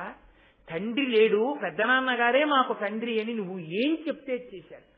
నువ్వు వెళ్ళిపోమ్మంటే వారణామతానికి వెళ్ళిపోయారు. నువ్వు లక్క ఇంట్లో కాల్చినా ఒక్కరితో మా పెద్దనాన్నగారు మాకు ఇలా చేశారని వాళ్ళు ఒక్కరితో చెప్పలేదు. నీ కీర్తి మాసిపోతుందని కడుపులో పెట్టుకు బతికారు. నువ్వు ఇప్పుడు కబురు చేయి, వచ్చి నీ కాళ్ళకి నమస్కారం చేస్తారు.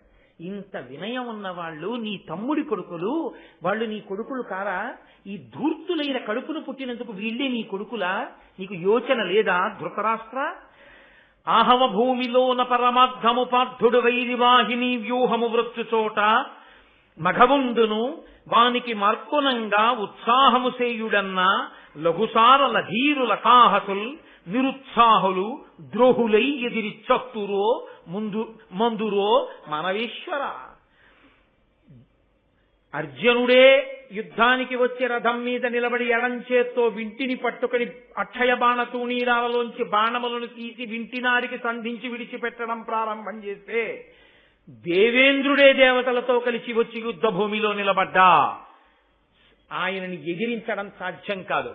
అల్పసారులు, ఉత్సాహం లేని వాళ్ళు, ధైర్యం చెడిపోయిన వాళ్ళు, క్రూరాత్ములు, ధర్మం లేని వాళ్ళు, వీళ్ళు చత్తురో మరలి ఒత్తురు. వీళ్ళ యుద్ధానికి వెళ్ళేవాళ్ళు. వీళ్ళ మాటలా నమ్మి యుద్ధానికి వెడతావు? యుద్ధం అన్న మాట పాండవుల మీద వీళ్ళు నోరెత్తడమే. నువ్వు ఎందుకు నిగ్రహించలేవు వాళ్ళని? ఎందుకు జవాబు చెప్పలేకపోతున్నావు? ఎందుకు భీష్మద్రోణులు అవమానం చేసి మాట్లాడితే నువ్వు నిశ్శబ్దంగా ఊరుకుంటావు? నీకు భీమబలం తెలియదా? ఎటువంటి వాడో ఒక్కడు చంపుతాడు రాక్షసుల్ని, అంతటి మహానుభావుడు. నకుల సహదేవులు తెలియరా? వీళ్ల బలం శారీరకమైన బలం, ధనుర్విద్య బలం, అన్నిటికన్నా పెద్ద బలం ఎవరిదో తెలుసా? ధర్మరాజు గారి బలం. ఎందుకంటావేమో, తమ్ముల ఎట్టుల తనకు వశమ్మయి ధర్మము ధృతియు సత్యము కారుణ్యమ్మును ఒప్పగ పేర్మి నిజమ్ముగమను ధర్మజునక సాధ్యము కలదే. ఎన్నడూ సత్యము ధర్మము భూతదయ ఈ మూడిటిని నిద్రలో, హాస్యంలో, అబద్ధానికైనా ఒక్కనాడు కూడా తలపెట్టకుండా సత్యధర్మములకు కట్టుబడిన ధర్మరాజు ఎక్కడుంటాడో అక్కడే విజయం. ఆ ధర్మరాజు ఇటువంటి తమ్ముళ్ల ముందు నిలబడి వాళ్ళని నడిపిస్తుండగా నువ్వు ఎలా గెలుద్దాం అనుకుంటున్నావయ్యా? వాళ్ళ బలపరాక్రమాలు ఎక్కడ, మీ బలపరాక్రమాలు ఎక్కడ? లక్క ఇంట్లో పెట్టి కాల్చావే తెలియదనుకుంటున్నావా? నాకు తెలుసు, నువ్వే కాల్చింది. నీకు తెలియదన్నట్టు ఆ రోజున దొంగ ఏడుపు ఏడ్చి వాళ్ళు బతికారంతే చాలన్నావు. వాళ్ళని చంపడానికి కాల్చింది నువ్వు, నీ కొడుకులే. ధర్మరాజుకి చేసినటువంటి అపకారము అన్న బురద నీ చేతికి ఏదంటుకుందో దాన్ని ఉపకారము అన్న నీ సద్బుద్ధి చేత కడుక్కో. ఇప్పటికైనా పాండవులకు కబురు చేయి, కోడలితో కలిసి వాళ్ళని రమ్మను, ఆదరించు, వాళ్ళకి అర్ధరాజ్యం ఇయ్యి. లేదా ఖచ్చితంగా నీకు అపాయం కలుగుతుంది. ధృతరాష్ట్ర, ఏమో అనుకుంటున్నావు, నా మాటలు మన్నించావా బతుకుతావు, లేదా బిడ్డలతో పాడైపోతావు, ఆలోచించుకో అనగానే ధృతరాష్ట్రుడు, అది ఆయన చమత్కారం. భీష్ముడు, ద్రోణుడు, విదురుడు కలిసి రారు కాబట్టి ఇప్పుడు కర్ణ దుర్యోధనుల్ని రక్షించాలి. తాను వాళ్ళ మాట వినే వాళ్ళల్లా ఉండి వీళ్ళని రక్షించుకోవాలి. వెంటనే ఏమన్నాడో తెలుసా అండి? నువ్వు పంపవయా పెద్దవాళ్ళని అన్నాడు. నువ్వే వెళ్ళి తీసుకురా అన్నాడు. నువ్వే వెళ్ళి పాంచాల రాజ్యానికి, కాంపిల్య నగరానికి వెళ్ళి పాండవుల్ని తీసుకురా అంటే, పాపం ఆ విదురుడు కానుకలు పట్టుకెళ్ళాడు. ఎవరెవరికి ఇవ్వవలసినవి వాళ్ళకి ఇచ్చాడు. ద్రుపదుడితో కలిసి సంతోషంగా కూర్చుని ఉన్నారు పాండవులు. కృష్ణ పరమాత్మ అక్కడే ఉన్నారు. ఎంతో ఆనందంగా కూర్చున్న వాళ్ళకి ఎవరికి ఇవ్వవలసినటువంటి కానుకలు వాళ్ళకి ఇచ్చేశాడు. ఇప్పుడు మామగారి అధీనంలో ఉన్నారు. మామగారు పితృపంచకంలో ఒకడు, తండ్రి లాంటి వాడు కాబట్టి నీ అనుమతి లేకుండా తీసుకెళ్లకూడదు. కాబట్టి ద్రుపద మహారాజా, నీ అల్లుళ్ళని పంపిస్తే కోడల్ని, నీ అమ్మాయిని తీసుకుని వెళ్ళి నేను హస్తినాపురానికి వెడతానని అడిగాడు. కృష్ణ పరమాత్మ అన్నారు, విదురుడు ఎక్కడున్నాడో అక్కడ పాండవులకు రక్ష, కాబట్టి ధర్మాత్ముడైన విదురుడు వచ్చాడు కాబట్టి పంపించండి అన్నారు. ద్రుపదుడు అన్నాడు, భీష్మ, ద్రోణ, విదుర ఇటువంటి మహానుభావులు ఉన్న చోట నా కూతురికి, అల్లుళ్ళకి ఏమీ ఇబ్బంది, కాబట్టి తీసుకెళ్ళండి అన్నాడు. బయలుదేరారు రథాలతో కలిసి. కృష్ణ భగవానుడు, సైన్యం, దృష్టద్యుమ్నుడు సైన్యం ఇంత కలిసి వచ్చాయి. పాండవులు రథాలలో హస్తినాపురానికి చేరుకున్నారు. ఏడిచేవాళ్ళు ఏడుస్తూనే ఉన్నారు, సంతోషించేవాళ్ళు సంతోషిస్తూనే ఉన్నారు. ఆ పురజనులందరూ వాళ్ళు వెడుతుంటే చూసన్నారు, లక్క ఇంట్లో కాలుద్దామని తాను పంపాడు. తిరిగి వచ్చినప్పుడు వాళ్ళెలా వచ్చారు?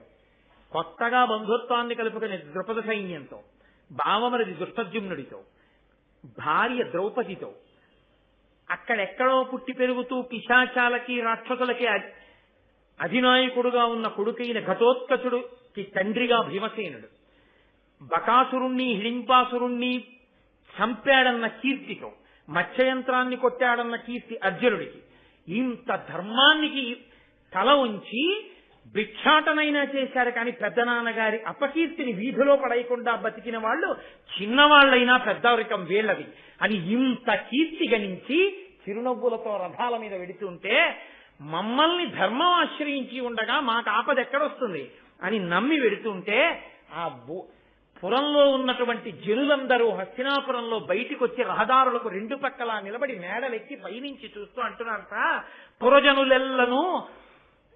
పురజనులెల్లను గరమనురక్తులై ధర్మస్వరూపుడి ధర్మతనయుండు అనుజులు తానును చనుదించే పాండు భూజనపతి జీవించి మనల కావ ప్రీతితో తానిప్పుడేతించే మేలయ్యే ఈ మహాత్ములకు దైవమ్ము పురుషకారంబు కలుగంగ దారుణీ రాజ్యంబు వాయునే ఆపదల్ వాయుగాక దాన హోమ జప విధానముల్ మనకి కలవయేని ధరణి వలయ రాజ్యమిందయుండి ధర్మనందనుండొనరించుచుండు కావు తమ అఖండితముగా.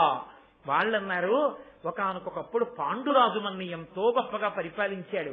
ఈ దిక్కుమాల ధృతరాష్ట్రుడు, దుర్యోధనుడు ఇప్పుడు రాజయ్యారు. వీళ్ళు లక్క ఇంటిలో కాలిపోయారనుకున్నాం. వీళ్ళ ధర్మం వీళ్ళని రక్షించింది. మళ్ళీ పాండురాజే వస్తున్నాడా అనిపిస్తోంది వీళ్ళ ఐదుగురిని చూస్తే. మేము జపం చేసినది ఉంటే, హోమాలు చేసిన ఉంటే, మేము తపస్సు చేసిన ఉంటే అవి మేము ఇప్పుడే ఆ పుణ్యాల వలన ఈ ధర్మరాజు గారు అఖండమైన ఈ భూమండలాన్ని ఈయనే పరిపాలించుగాక అని వాళ్ళందరూ ఎలుగెత్తి పలుకుతున్నారు. ఇదే వాళ్ళకి ఏడుపు. ఇంత కీర్తి పాండవులకు ఉండడమా అని అసూయ. లోపలికి వెళ్ళారు.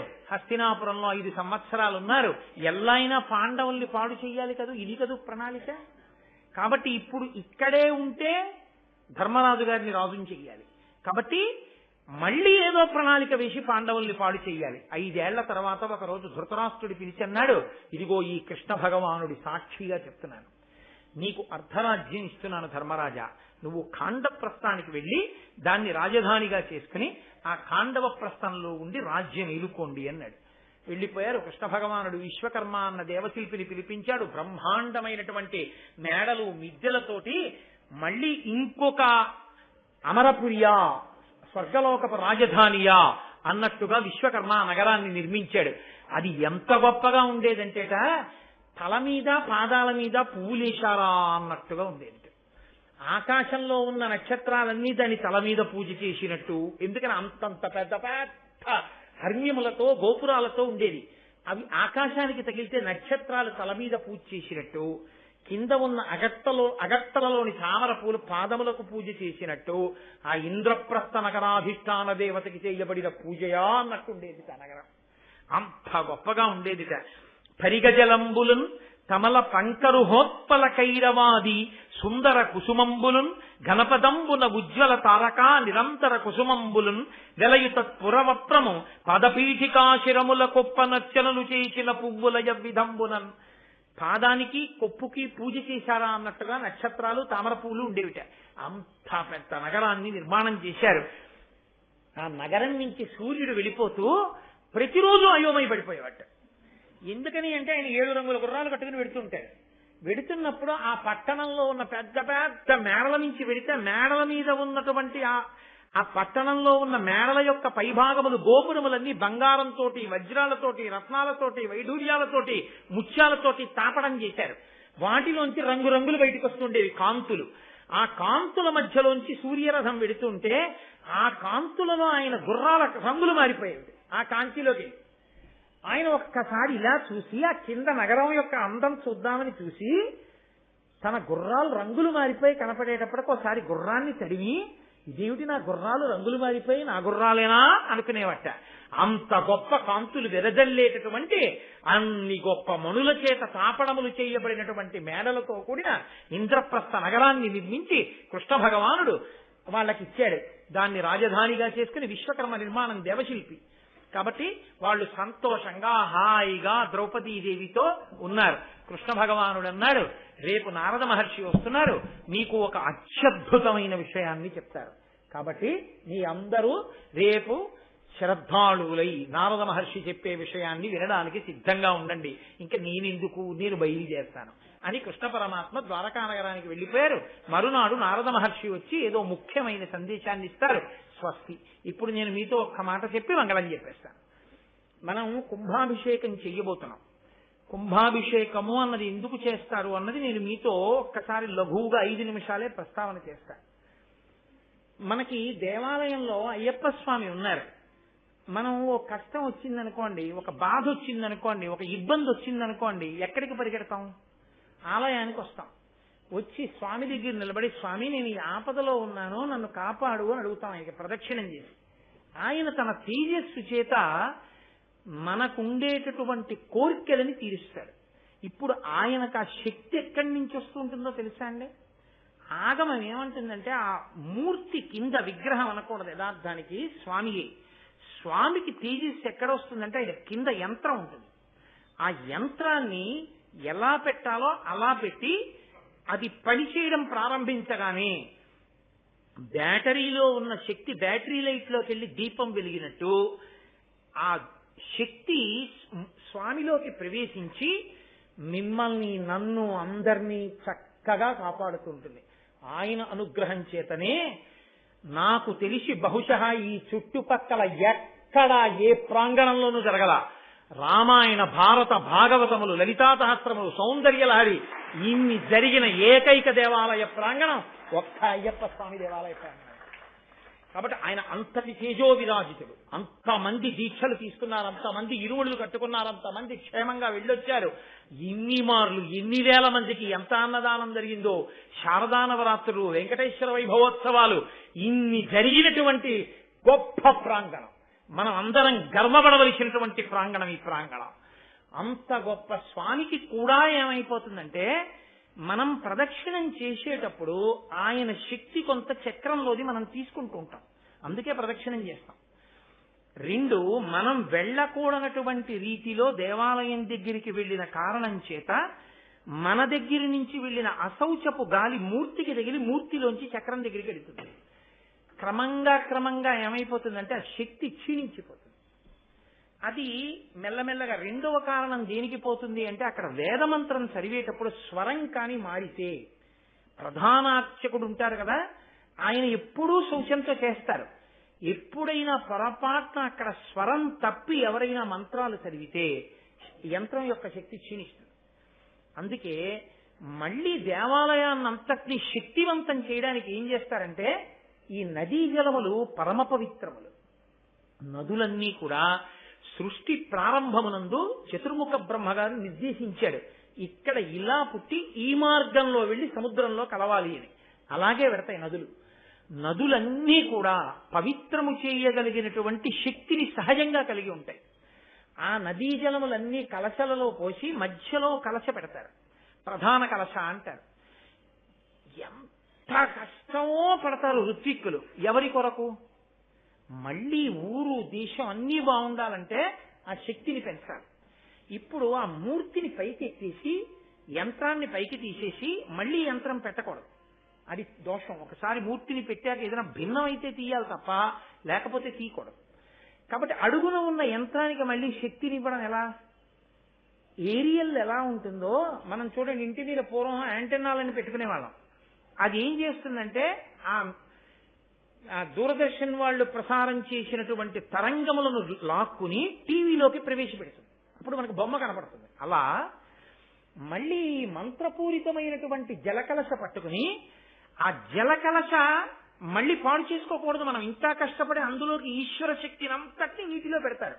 నీటికి ఉన్న శక్తి ఏమిటో తెలుసా అండి? ఈశ్వర శక్తిని అంతటినీ తనలోకి తీసుకుంటుంది. ఇప్పుడు అమ్మవారి మూర్తి కించిత్ భిన్నమైంది, అందుకని అలా ఉండకూడదు. కాబట్టి మళ్ళీ కంచిలో కామాక్షి అమ్మవారు యథార్థంగా అమ్మవారు ఆశీర్వదించింది ఈ దేవాలయాన్ని. అందుకే కంచిలో ఉన్న స్థపతి అసలు ఆయన అంత తొందరగా ఏది చేయడానికి ఒప్పుకోడు. అటువంటిది రాత్రింబవళ్ళు కష్టపడి మళ్ళీ మీరు చూద్దురు గాని, అధివాసాల్లో దర్శనం చేతురు గాని, అసలు నేను చూసి తెల్లబోయాను. పెద్ద కామాక్షి, చిన్న కామాక్షి, కంచి నుంచి కామాక్షి కదిలి వచ్చింది ఈ దేవాలయాన్ని. పరమాచార్య పరమాచార్య పరమాచార్య అని మనం పలవరించినందుకు పరమాచార్య స్వామి వారు అమ్మవారిని ప్రార్థించారు. అమ్మా, కాకినాడ వాళ్ళంత భక్తి తత్పరులమ్మా, నీ అంశని ఎక్కడికి కూడా పంపు అయ్యప్ప గుడికని. అయ్యప్ప కామాక్షి దేవాలయానికి క్షేత్రపాలకుడు, ఆయన మాట ఆయన ఆహ్వానిస్తే అమ్మవారు వస్తుంది. అందుకే మీరు చూడండి, ఆ మూర్తిని అధివాసంలో రేపు చూద్దురు గాని, ఇలా కూర్చుంటే కంచిలో కామాక్షి ఎలా ఉంటుందో ముద్ర చిన్న కామాక్షి మనకు వచ్చేసింది. ఇప్పుడు చిన్న కామాక్షిని ప్రతిష్ఠ చేస్తారు, అది మహాకుంభాభిషేకం అంటారు. ప్రతిష్ఠ సమయంలో చేస్తే మహాకుంభాభిషేకం, మిగిలినది కుంభాభిషేకం అంటారు. వైదికమైన మాట అంతే, దాని పరిమితి. ఇప్పుడు ఏం చేస్తారంటే, అమ్మవారిని తీసేసేటప్పుడు అమ్మవారి శక్తినంతటినీ మంత్రములతో ఆవాహన చేసేసి, సబ్స్ట్రాక్షన్ అంటారు, తీసేయడం అంటారు చూసారా, అలా తీసేసి ఆ శక్తినంతటినీ ఒక జలకలశలోకి పెట్టేస్తారు. నీటిలోకి వెళ్ళిపోతుంది ఆ శక్తి అంతా. అప్పుడు ఈ మూర్తిని తీసేస్తారు. ఈ కలశ పట్టుకెళ్ళి, ఇది అయ్యవారి శక్తి స్వరూపం కాబట్టి ఆ శక్తి అయ్యవారి గుడిలోకి వెళ్ళిపోయి అక్కడ ఉంటుంది. మళ్ళీ వేరొక మూర్తిని సుముహూర్తంలో ప్రతిష్ఠ చేస్తారు. 7వ తారీఖే ఉదయం ఇక్కడ కుంభాభిషేకం, అక్కడ మహాకుంభాభిషేకం, ప్రతిష్ఠ ఒక్కసారే జరుగుతాయి. ఆ జరిగేటప్పుడు మళ్ళీ అమ్మవారి మూర్తిని తీసుకొచ్చి యంత్రం వేసి పెడతారు. మరి అయ్యప్ప స్వామి దేవాలయంలో యంత్రం మనం ఇప్పుడు మళ్ళీ ముట్టుకోవడం, దాన్ని మళ్ళీ తీసుకొచ్చి పెట్టి జపాలు చేయడం కుదరదు కదా. మరి ఎలా? ఏరియల్ ద్వారా టెలివిజన్ సెట్లోకి బొమ్మను ఎలా తెచ్చుకుంటామో అలాగే కలశ జలాల్ని కలశ మీద పోస్తాం. ఇది పట్టుకుని పరమ తపోనిష్టాగరిష్ఠులైనటువంటి వాళ్ళు, గొప్ప శ్రీచక్రార్చన చేసేవాళ్ళు, ప్రతిరోజు చంద్రమౌళీశ్వరారాధన చేసేటటువంటి అలవాటు ఉన్న పీఠాధిపతుల్ని తీసుకొస్తారు. అందుకే కంచికామకోటి పీఠాధిపతులు నడిచే దేవుడు చంద్రశేఖరేంద్ర సరస్వతి స్వామి వారు ఈ దేశంలో ఎన్ని దేవాలయాలకో కుంభాభిషేకం చేశారు, మళ్ళీ శక్తినిచ్చారు ఆయన. అందుకని ప్రధాన కలశ ఎప్పుడు పీఠాధిపతులతోటే పోయిస్తారు. మన అదృష్టం కొద్దీ మనం ఆహ్వానించగానే మన్నించి మహానుభావుడు ఎన్ని కార్యాలున్నా పక్కన పెట్టి విశాఖపట్టణంలో ఉన్నటువంటి షణ్మత స్థాపనాచార్య జగద్గురు శంకరాచార్య శారదా పీఠాధిపతులు శ్రీ శ్రీ శ్రీ స్వరూపానందేంద్ర సరస్వతి స్వామి వారు 6వ తారీఖున విజయం చేస్తున్నారు. ఆయన సాయంకాలం ఇక్కడ పీఠార్చన చేస్తారు 6:30కి. అది చంద్రమౌళీశ్వరారాధన పీఠాధిపతులు చేస్తుంటే చూడడం చాలా అరుదు. మొన్న మేము కంచి వెళ్ళినప్పుడు చూసొచ్చాం. చాలా గొప్పగా ఉంటుంది ఆ పీఠార్చన. అది మనమందరం చూడడం కోసమని ఆయన పీఠాన్నంతటినీ పట్టుకుని వస్తున్నారు. వచ్చి ఇక్కడ పీఠార్చన చేస్తారు, అక్కడ వేదిక కడతారు, దాన్ని మీద చేస్తారు. 7వ తారీఖు ఉదయం ఆ కలశలన్నీ పట్టుకుని పైకి ఎక్కుతారు. అందుకే ఇవన్నీ కడుతున్నారు ఇలాగ. అవన్నీ మంత్రఘోష మధ్యలో పట్టుకుని పైకెక్కుతారు. పైకెక్కి ఏకకాలంలో సుముహూర్తంలో దీక్షితులైనటువంటి ఋత్విక్కులందరూ కలిసి సుబ్రహ్మణ్య శర్మ గారి ఆధ్వర్యంలో వాళ్ళందరూ దీక్షలు తీసుకుంటారు. ఈ మధ్యకాలంలో అసలు ఎన్నడూ బయటికి కూడా రానటువంటి మహానుభావుడు కృష్ణావధానులు గారు అయ్యప్ప స్వామి దేవాలయం మీద ఉన్నటువంటి ప్రత్యేకమైన గౌరవంతో ఆయన ఈ కుంభాభిషేక సుముహూర్తం కూడా ఆయనే నిర్ణయం చేశారు. నిర్ణయం చేసి ఆయన ఈ కార్యక్రమానికి అంతటికీ ఆధ్వర్యం వహిస్తున్నారు. సుబ్రహ్మణ్య శర్మ గారు కార్యక్రమాన్నంతటినీ పర్యవేక్షిస్తున్నారు. గాయత్రీ మంత్రానికి 24 బీజాక్షరములు కనుక 24 మంది గొప్ప సుశిక్షితులై జపశక్తి తపశక్తి కలిగినటువంటి వారు, గొప్ప ఈశ్వర భక్తి కలిగినటువంటి వారు 24 మంది పండితులు బ్రాహ్మణోత్తములు ఋత్విక్కులుగా వచ్చి కూర్చుని యాగాన్ని నిర్వహిస్తారు 3 రోజులు. 5వ తారీఖు ఉదయం మేళతాళాలతో యాగశాల ప్రవేశం చేస్తారు. ఇన్ని వేలో ఖర్చు పెట్టి అన్ని అంత వైదికంగా నిర్మాణం చేస్తున్నారు. ఆఖరికి భూమి పూజ చేసినప్పుడు కూడా శాంతి కర్మ పౌష్టిక కర్మ అని చేస్తారు. అంతగా భూమి పూజ చేసి అన్ని దోషములు విరిగిపోవడానికి ఆవుని తిప్పాము ఆ రోజున దూడతో కలిపి. ఆవు తిరిగితే పరదేవత నడిచేసినట్టే ఇంకక్కడ. అంత జాగ్రత్త తీసుకుని యాగశాల నిర్మాణం జరుగుతోంది. ఇది కన్నుల పండుగ. కానీ ఆ రోజు మీ అందరూ చెయ్యవలసిన సహకారం ఏమిటంటే 6వ తారీఖు రాత్రి అందరం లోపల కూర్చుని పీఠార్చన చూడొచ్చు. 5వ తారీఖు నుంచి అమ్మవారు అధివాసాలు పొందుతుంది. అధివాసము అన్న మాటకి యథార్థమైన అర్థం అగ్నిపురాణంలో ప్రస్తావన చేయబడింది. మనం చూడండి, అమ్మ కడుపులో ఉంటాం. అమ్మ కడుపులో ఉండి పిండం మెల్లిగా తయారవుతుంది, ముందు బుడగవుతుంది. ఆ స్త్రీ పురుషుల యొక్క వీర్యము ఆ రేతస్సు కలిసి బుడగై అక్కడి నుంచి మెల్లిమెల్లిగా పెరుగుతూ చిట్ట చివర చర్మాన్ని సప్తధాతువులు చర్మము, రక్తము, మాంసము, కొవ్వు, అస్థి, శుక్ల, మేధ ఏర్పాటు చేసుకుని చివర జీవుడు ప్రవేశిస్తాడు. అలాగే మూర్తికి కూడా ప్రాణం తీసుకొస్తారు. తీసుకొచ్చే ముందు అది మెల్లిగా దివ్య శరీరం కింద మారిపోతుంది. మారిపోయేటప్పుడు అధివాసము అని వాటిల్లో పడుకోబెట్టి ఆ శక్తిని తీసుకొస్తారు. ధాన్యాధివాసము, ధాన్యం మీద పడుకోబెడతారు. అది మెల్లిమెల్లిగా చివరికి వచ్చేటప్పటికి అత్యంత సౌకుమార్యమైన వాటి మీదకి తీసుకొచ్చేస్తారు. ముందు ధాన్యం గరుగ్గా ఉంటుంది, అక్కడ ప్రారంభమై మెల్లిగా పుష్పాధివాసం, పుష్పాల్లో పడుకుంటుంది, జలాధివాసం. ఇలా చేస్తూ అమ్మవారికి శక్తి అంతా కూడా నేత్రములలోకి వస్తుంది. ఆవిడ చూపులతో ప్రారంభిస్తుంది అనుగ్రహం. ఆ మొదటి చూపు తట్టుకోలేరు, అంత శక్తి. అది తట్టుకోవాలంటే 1 ఆవు, 2 అన్నరాశి. కాబట్టి పెడితే పెద్ద కుంభం పోసి ఆవిడ నేత్ర నిమీలనం చేసినప్పుడు ఇంకెవ్వరూ ఎదురకుండా వెళ్ళరు అసలు. మొదటి చూపు అన్నం రాశి మీదన్నా పడుతుంది, లేదా ఆవు మీద పడాలి. ఆవు తట్టుకోవాలంటే మూర్తిని తీసినా అంతే, మూర్తికి నేత్ర నిమీలనం చేసినా అంతే. ఆ ఒక్కటే తట్టుకోగలదు సృష్టిలో. కాబట్టి అలా అమ్మవారి యొక్క వైభవంతో దేవాలయం మళ్ళీ అమ్మవారు తేజోవిరాజితయై కూర్చుని మనం అనుగ్రహించడం మొదలు పెడుతుంది. 7వ తారీఖు ఉదయం కుంభాభిషేకం చూడ్డమే చాలు జీవితంలో. అందున పీఠాధిపతులు పైకెక్కి సత్యదండాన్ని చేత పట్టుకుని ప్రధాన కలశతో అభిషేకం చేస్తుంటే దేవాలయ ప్రాంగణమంతా మంగళవాయిద్యాలతో మారుమోగిపోతుంటే 24 మంది దీక్షితులైన ఋత్విక్కులందరూ ఎక్కడ చూసినా దేవాలయాల పైకెక్కి తెల్లటి బట్టలు కట్టుకుని ఆ మంత్రోచ్చాటన చేస్తూ ఆ కలశలతో నీళ్లు పోస్తుంటే ఆ పైన యాంటెనాలోంచి మళ్లీ లాగేస్తున్నట్టు ఈ మంత్రపూరితమైన జలములు పడుతుంటే పైన ఉన్నటువంటి కలశ మీద అడుగున ఉన్నటువంటి యంత్రం మళ్లీ శక్తిని పొందేస్తుంది. పొందేస్తే స్వామి మళ్లీ తేజో విరాజితుడైపోతాడు. నవపాషాణం అని పెడతారు. 6వ తారీఖు సాయంకాలం ఇక్కడ కుమ్ముతారు.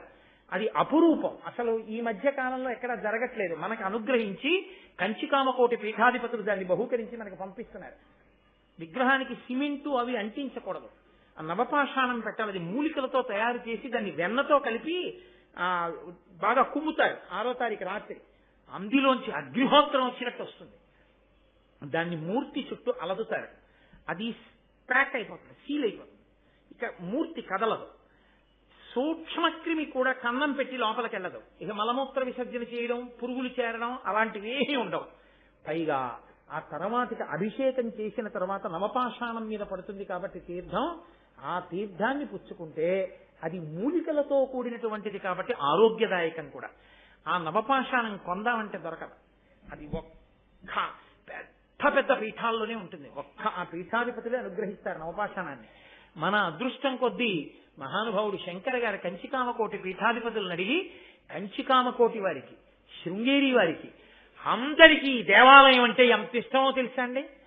అందరూ పీఠాధిపతులు తప్పకుండా ఇక్కడికి వచ్చి కూర్చుని అనుగ్రహ భాషణం చేస్తాం, ఈ దేవాలయాన్ని దర్శనం చేస్తామని చెప్పారు. శృంగగిరి పీఠాధిపతులు భారతీ తీర్థస్వామి వారు కూడా మాటిచ్చారు. నాతో పాటు కొన్ని 100 మంది ఉండగా ఆయన మాటిచ్చారు. కోటేశ్వరరావు గారు నేను తప్పకుండా కాకినాడ వస్తాను,